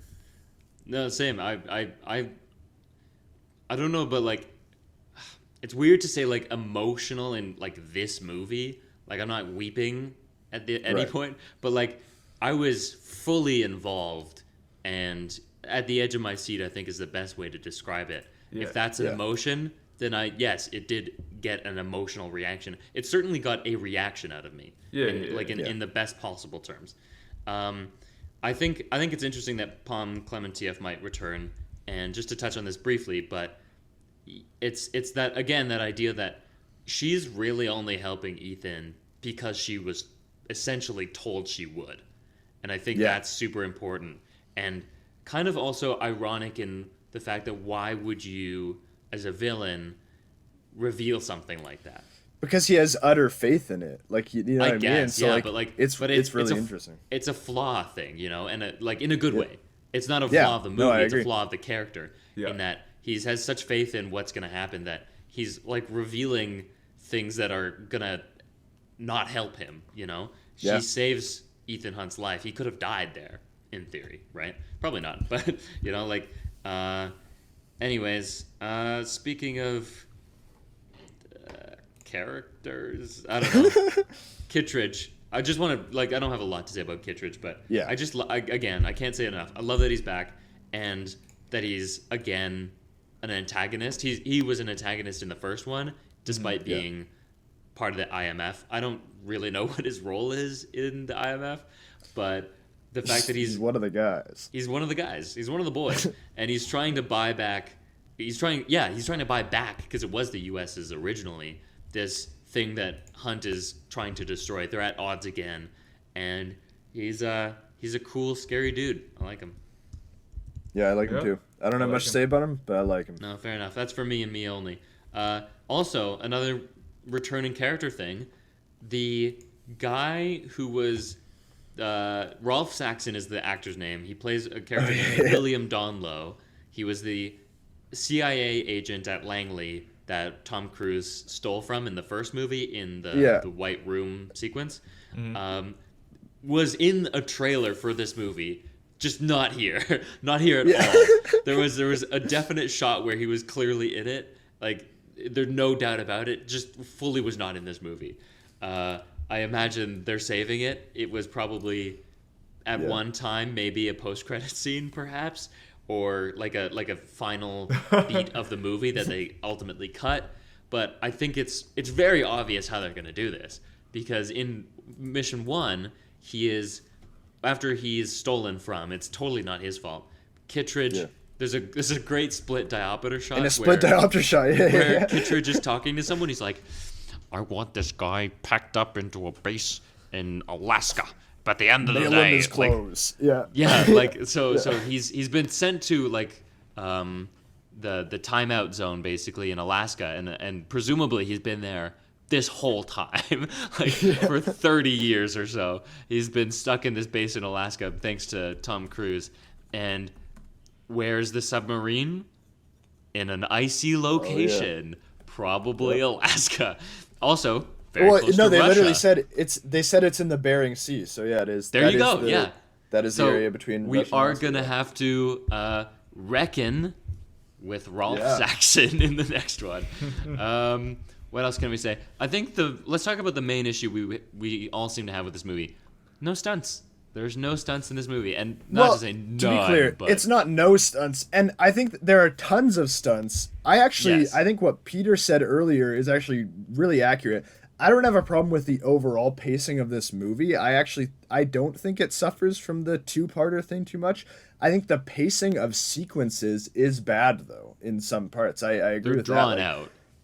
What? Not even just drawn out. I don't mind them being long. I think it's exactly what Peter said, where it's a roller coaster that's starting and stopping. Like, we're going up and then we're just taking a break. And I think that the car chase with the handcuffs is a clear example of that, where it's just we just keep taking breaks. They just keep stopping and it doesn't ramp up. And I think, especially in comparison to the car chase in the long car chase sequence that turns into the foot chase sequence after in Mission Impossible 6 is it's just by comparison, it's just what the hell are we doing? And also the car chasing in Mission Impossible 5 too. It's so much better. And I think that it's just that's my main problem. And then I also have the problem of what was I saying? Oh, just the fight scenes are just weaker, and I just don't know. I don't know exactly so the close quarters hallway fight scene, when that was being set up, I was like, oh shit, we're getting one. I was waiting for just a really good fight scene. And it just isn't good. I think it's a bit of a shot choice thing where we just don't get to see the hits as much, but I just don't understand. But it's also choreography not working in tandem with that really well, because in Mission Impossible 6, during the bathroom fight scene, when they're fighting in the stall, that's awesome. It looks great. And I think that it's weird because they have the same shot. It's just an overhead shot. They use the same thing in this. And I think that it's not choreographed as well. And I also think it has to do with the fact that they're not utilizing the situation. They're not utilizing the environment enough. In the bathroom fight scene, they're able to thrash so hard because it's just flimsy stall doors. But here it's brick walls. And so how can you utilize brick walls? And I don't think that that's taken advantage of fully. Yeah, I was let down by that scene. Yeah, in response to the you call it a hallway, alley. It's an alley. The alley fight. Yeah. Right. I think from a story perspective, I think it's a very interesting idea. There's he's boxed in quite literally, and the walls are closing in on him, and he's trapped at both ends by opposing forces. So it's great for that reason. I do think it's a little hard to follow in such close quarters with the shots they choose. So I agree with you on that. It's just, I think as a whole, this movie doesn't have the same sort of like memorable set pieces. And that's probably something we'll bring up when we rank the movies, which hopefully we will get to, is the movies that stand out are the movies you remember, right? It's the ones that have those like defining moments. Fallout has, I think, of the McQuarrie series, the most of those. Fallout has like moments. 7, dude. There's like it's the so Halo. Awesome. Well, I don't want to list now. That'll take too long. But you know, like, and we'll do it again, anyways. But there's just like one in this, maybe, and like in terms of specifically stunts, because that's what initiated this conversation. There is the one. There's the one. Oh, that's a stunt. And there's not as I didn't realize how you were defining stunt. I was defining it in like the film sense of like a fight scene is a stunt.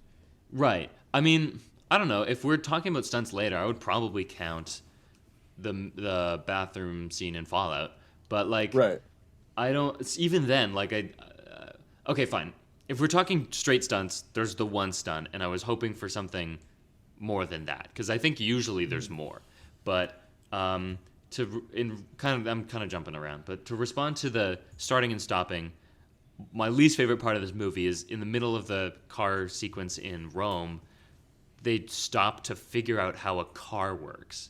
Yeah, like what? Yeah. Like that fell out of you've place. been an agent for 30 years and cars are confusing. They make confusing cars. Like that was just like, this is too silly and in a way that doesn't make sense in the world, I think. Yeah, I agree. So I don't know. That's all. Yeah, I guess that's all I have to say about stunts. Peter, you wanted to say something? Yes, I have a lot to say. So first of all, this movie's marketing team is fucking genius.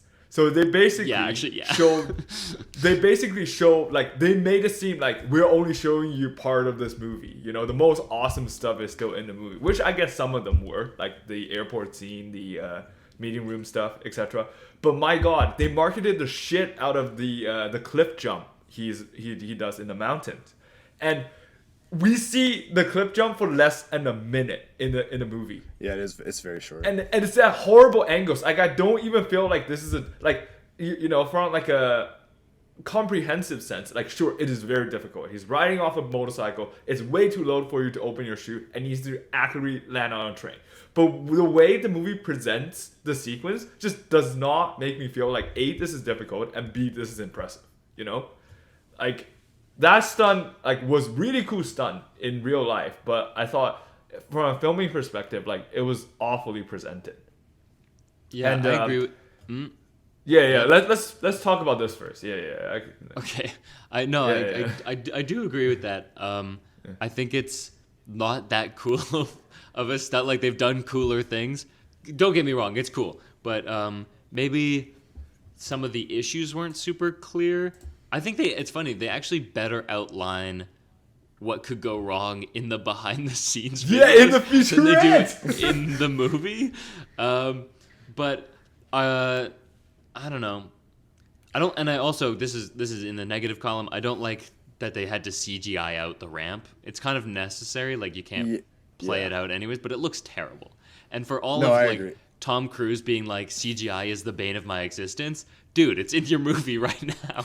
like most movies need CGI, but that's a significant portion of CGI for that moment, and it looks terrible. In defense, sorry. Sure. Just quick. In defense of it, I will say, seeing Tom Cruise just straight falling, I was like, oh, he's just falling. Like that is fully just falling. That was cool. Yeah. And the way the marketing hypes up that sequence made it that much better in the movie, despite it not being that much.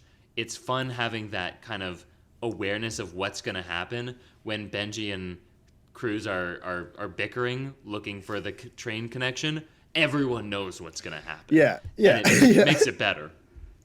Yeah, no, I think that I agree with you. That's great. Yeah, so I have a few things to say. So I agree, the CG is rough. I like it. It just, I think it doesn't help that we know it's a ramp. Like we just know that, and so like looking at it, there's just a certain degree of like you don't believe it.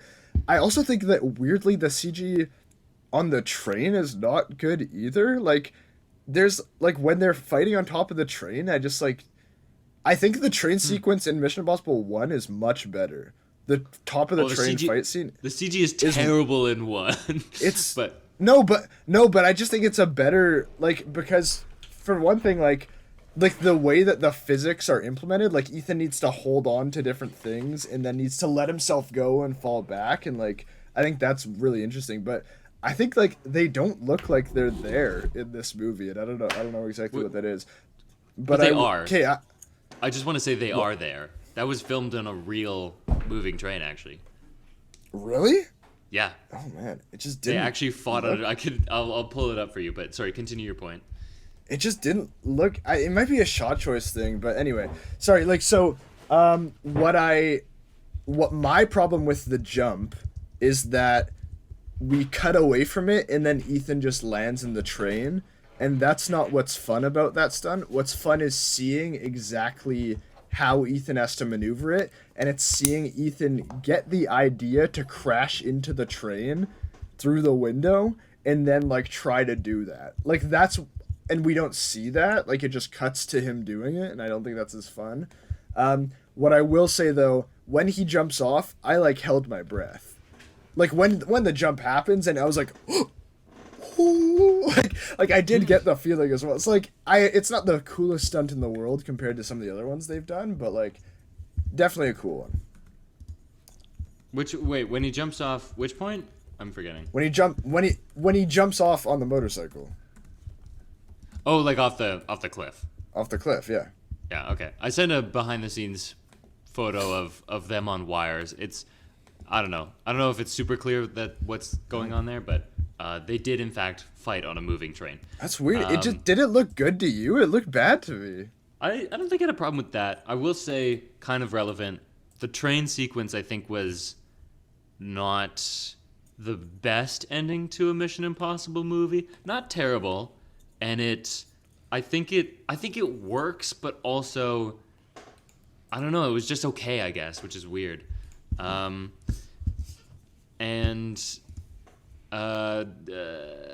don't know. I like that it mirrors the first movie.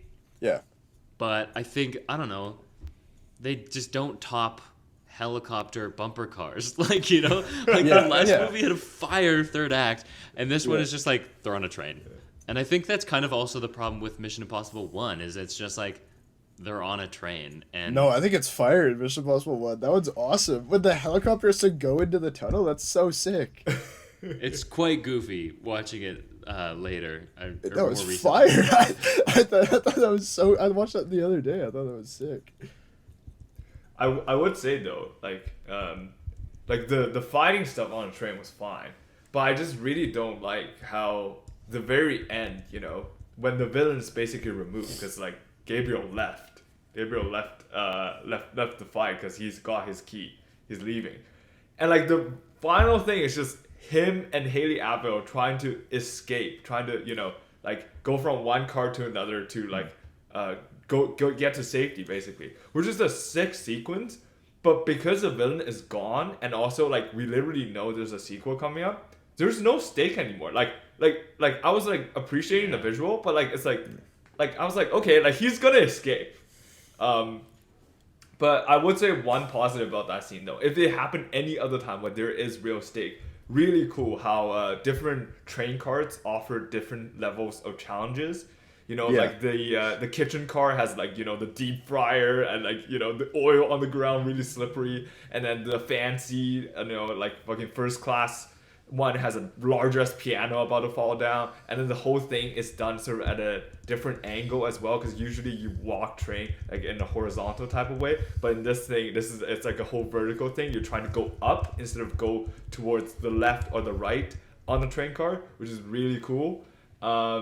and you know, like the whole, I mean, like Palm helping escape at the end was a little cheesy and little sort of like an easy way out, sort of, because she was literally stabbed pretty badly, and she's like, you know, holding on to Ethan and everything. But you know, I thought like the sequence itself was cool, but the stake was not there. That's my take.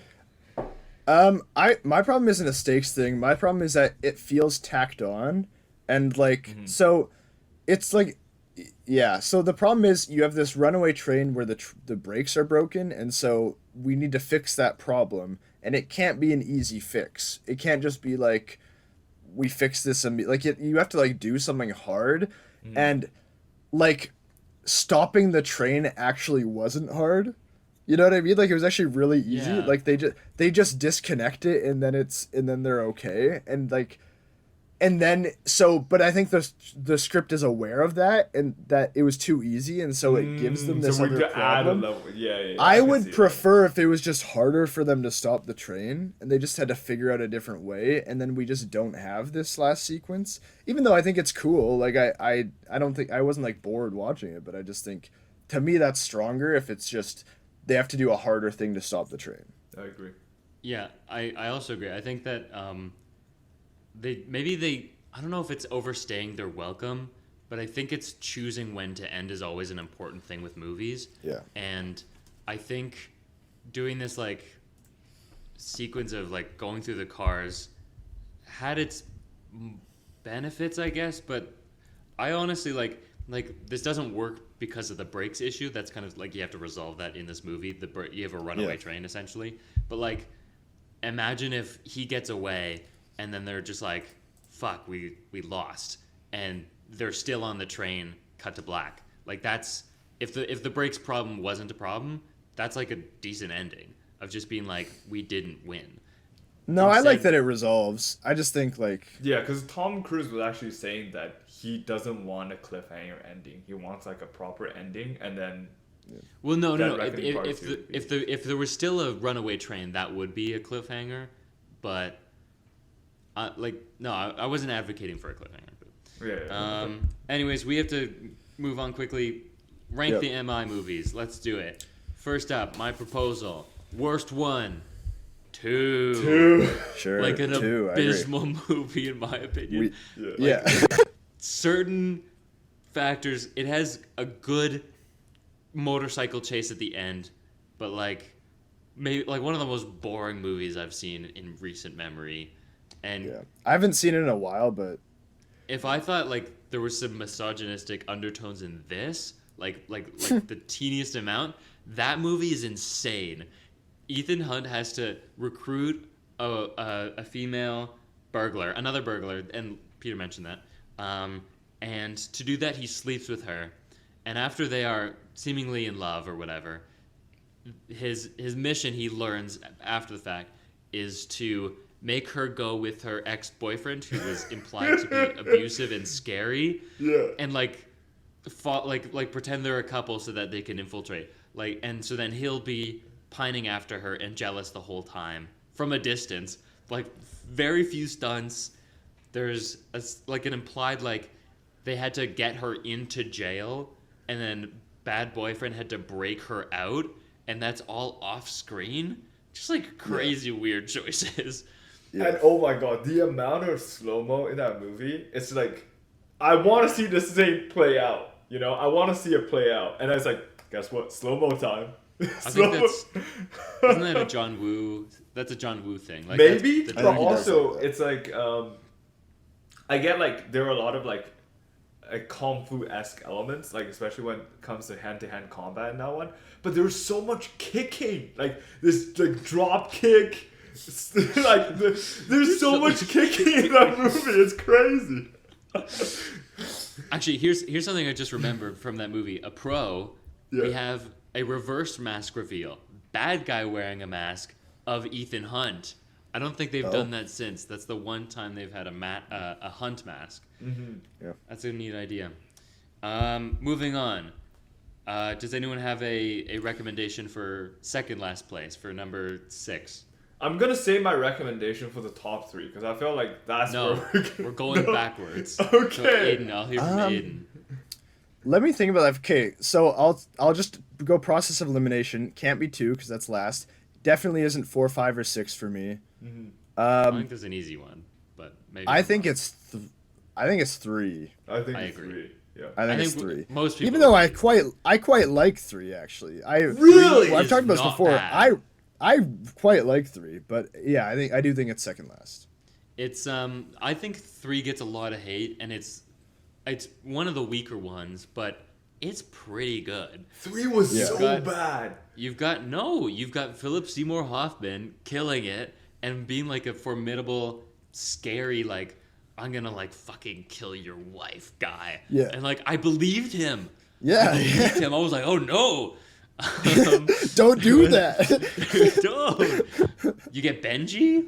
You get the swinging pendulum thing that they're like, it's never gonna work. I'll make Yeah. it work. I don't know. I like that movie. It was fun. I just Yeah, he really doesn't like don't it. like the plot of that movie. They're chasing Rabbit's Foot, and like, like what is Rabbit's Foot? Never explained. Doesn't matter. I think that honestly, that's like just like that's what the Mission Impossible series is. Yeah. It doesn't really matter. But As long as I it's don't understand the threat. stake if you never explain what the rabbit foot There's is. radioactive symbol on it. Who cares? Yeah, It's it's weapon it will hurt. It will be bad. vague weapon of mass destruction is enough for me in these movies. I don't need Yeah. to know. I don't care. But yeah, I don't know. It's not bad. It's not bad. And you get Ethan with big gun Yeah. and Ethan running. With And big Ethan, gun. I think When? that is one of the best Ethan running sequences in the whole franchise. I think. Yeah. Wait, with big gun. Ethan running along this thing there is The pretty bridge. sick. So Yeah. the Ethan gun thing is there's a so on Letterboxd, if you have the pro version, thank you Peter, you can change the posters, and so Yeah. someone has made a poster series of the films. So every Yeah. film has a similar like cousin or sister poster where Yeah. it's an image from the film, a still Yeah. of one of the big stunts. So like the first one is the Langley, like him hovering over the floor. Ghost Yeah. Protocol, him hanging off the barge. Yeah. Fallout, him hanging on the helicopter. Mm-hmm. 3 is him holding the big gun. And like every other one is a stunt. Every single other one is a stunt. 4 or Rogue Nation is the motorcycle. Big gun Yep. for 3. That's it. I don't know. They should have done the Humpty Dumpty sat on a wall shot on top of the Vatican City wall. Best line. Okay, now That's funny. this is why the series is so good. Now it gets difficult. Yeah, trying to all choose. of these ones are awesome. Going The forward, top all of these 5. ones are fire. Like, yeah. I have a proposal for you guys. This one. I think Dead Reckoning is number 5 for me. I agree. I would put Dead Reckoning above the first one. So this is the first Oh one. yes, above the first one. Yes. See, the thing is, I'm actually going to disagree on that one. I think we're looking at the first one wrong. I think we're looking I at love the first one. I think we're looking at the first one in retrospect, seeing Fallout as the highest of the highs.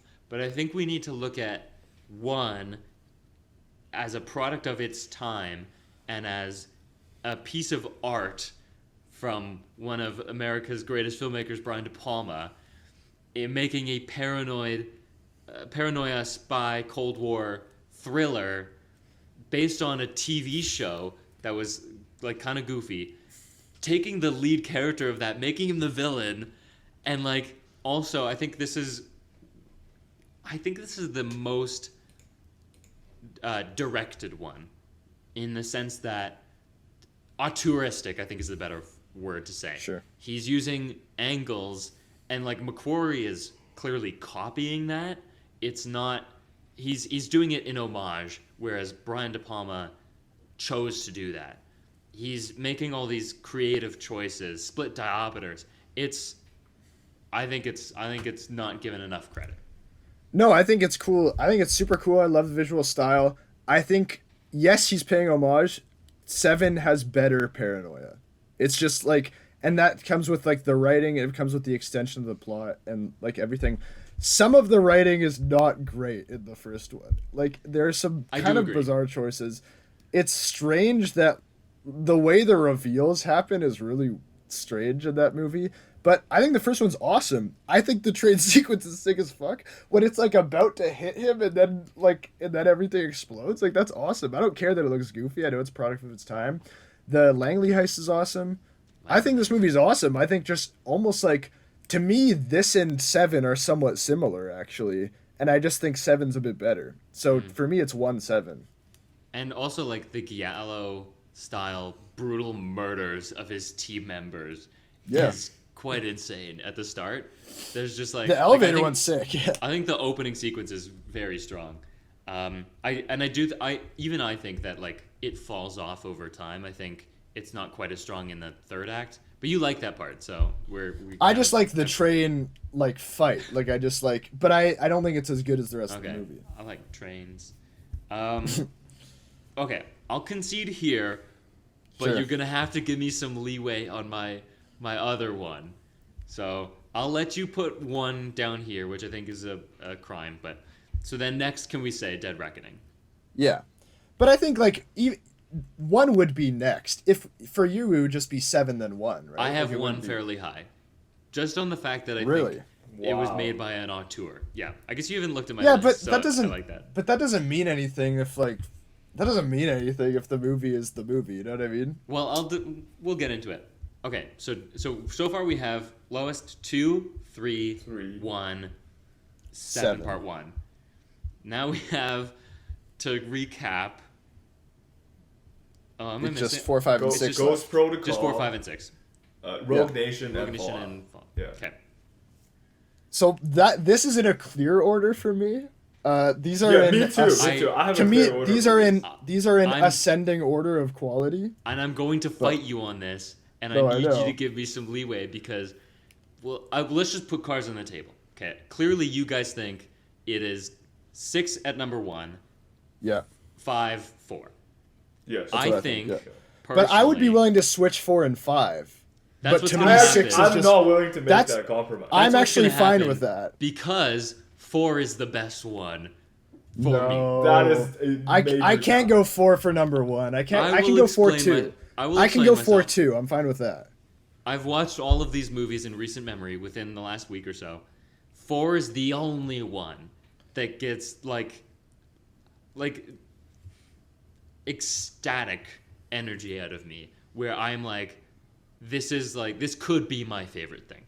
I am not going to pretend that it is without flaws. Maybe one of the most forgettable villains. I really don't know who he is. Hendrix. Yeah. The third act, not great. When they just randomly go to India, and Yeah. it feels like a really tacked on ending. Like, where are we going with this? But the first 2/3, the Burge. Oh, fired. They're fired. For sure. In my opinion, I don't think the series has topped the Burge sequence. What? Climbing. That's- Yes, I no, disagree. that is bad. what I feel. Yeah. I don't think they've done anything more tense, and also just like generally nail the tone that I think is the best tone of the franchise, where it's serious, but also this is the first one where they're funny.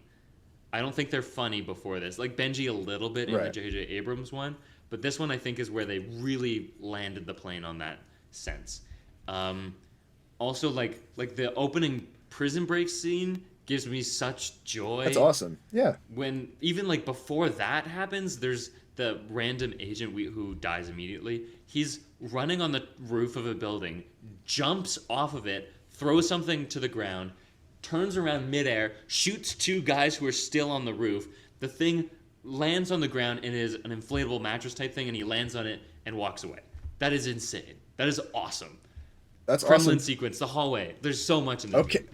Oh, and awesome. Yeah, for sure. But like 6 to me does all of those things. 6 is everything I would want from a Mission Impossible movie and borderline anything I could possibly ask for in a movie. In an Like, action movie. Yeah, what- yeah. When I was rewatching it, I was shocked by like just back to back to back the coolest scene. Like the opening when they're using the Wolf Blitzer mask to trick the guy into admitting it. That's such a good Right. fake out, and it's so hype. I knew exactly what was happening the whole time, and I was like clapping in my room watching it. And then almost immediately we go into the Halo dive, which is like not even in the top 3 stunts in that movie, which is insane. And then we go into the bathroom fight next, and then it just keeps going. Like it's like to me it's like the most memorable things.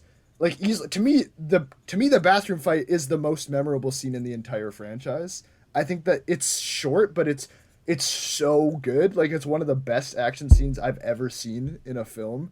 At fight scenes, it's so good. The chases are so good. Like I love the way the movie like it reveals some things to you, but then it doesn't reveal others. Like when Ethan like rams the car into the truck, and then you get like the sick shot of like the water flowing up against him, and it's like what's rising. It's rising from a very confusing angle because we've changed perspective. That's awesome. It's so I like cool. Fallout.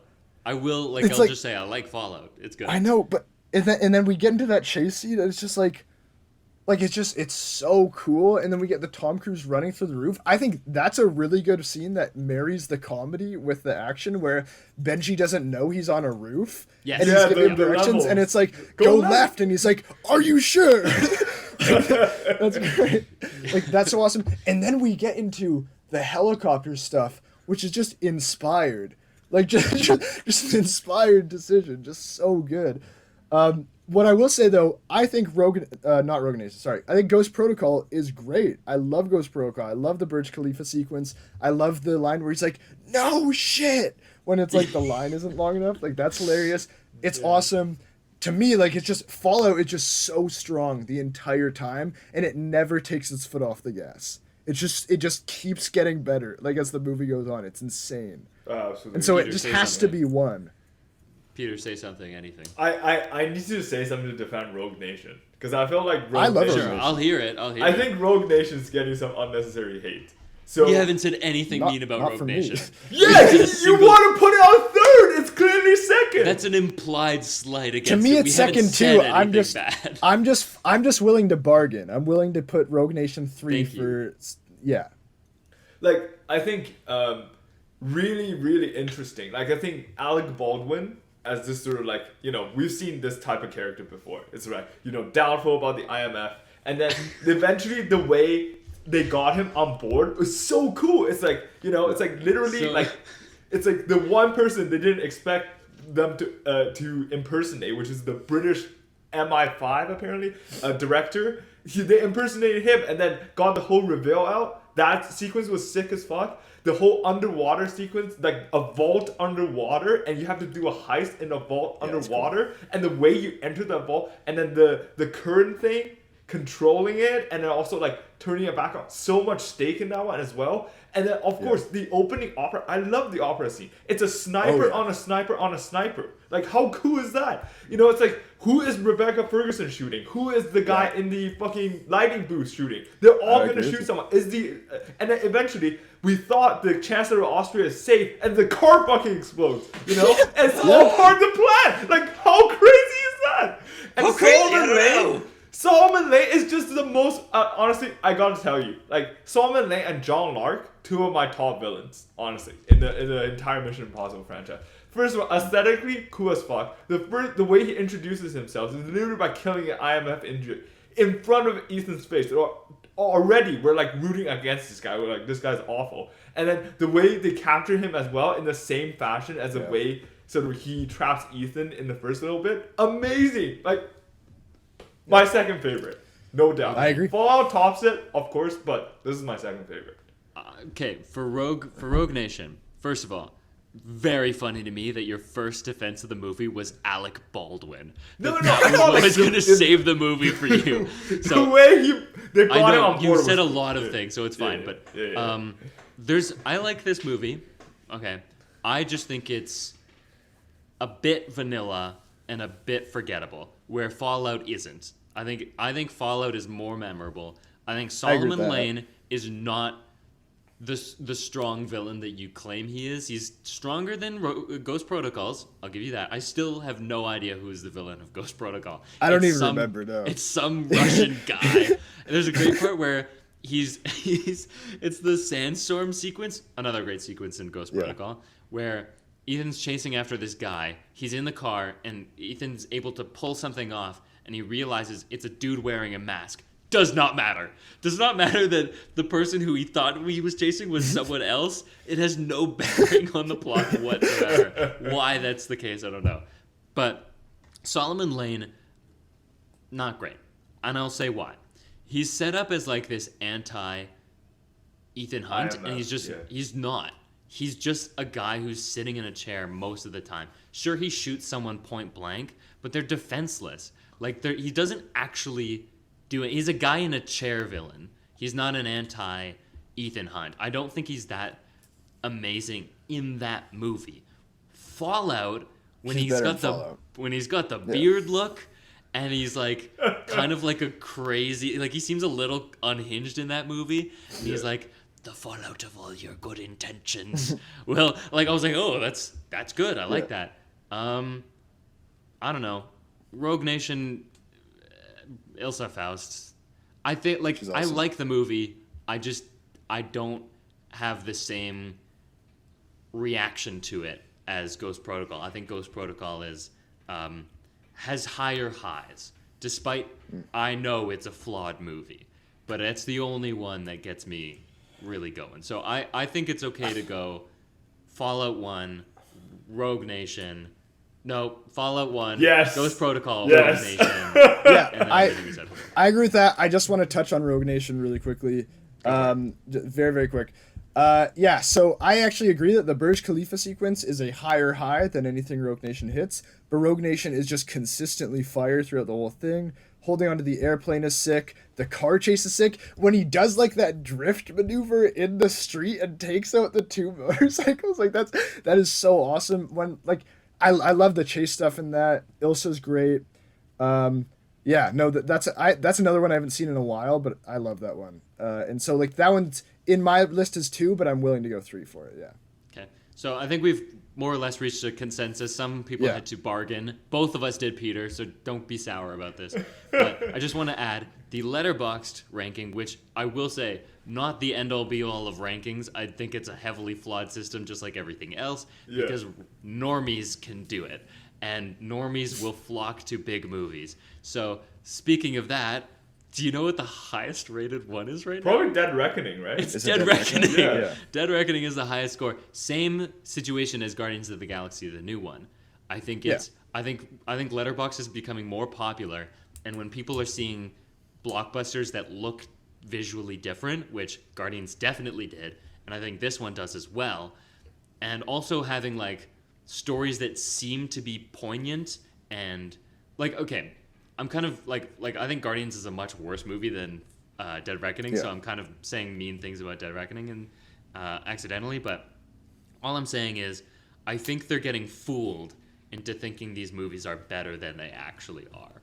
So I don't think most people who talk about film are gonna think that Dead Reckoning is the best of the franchise. I think I'm laughing at it. I don't think that's anywhere near the case, but actually, the rest of it is more or less what we said. After that is Fallout.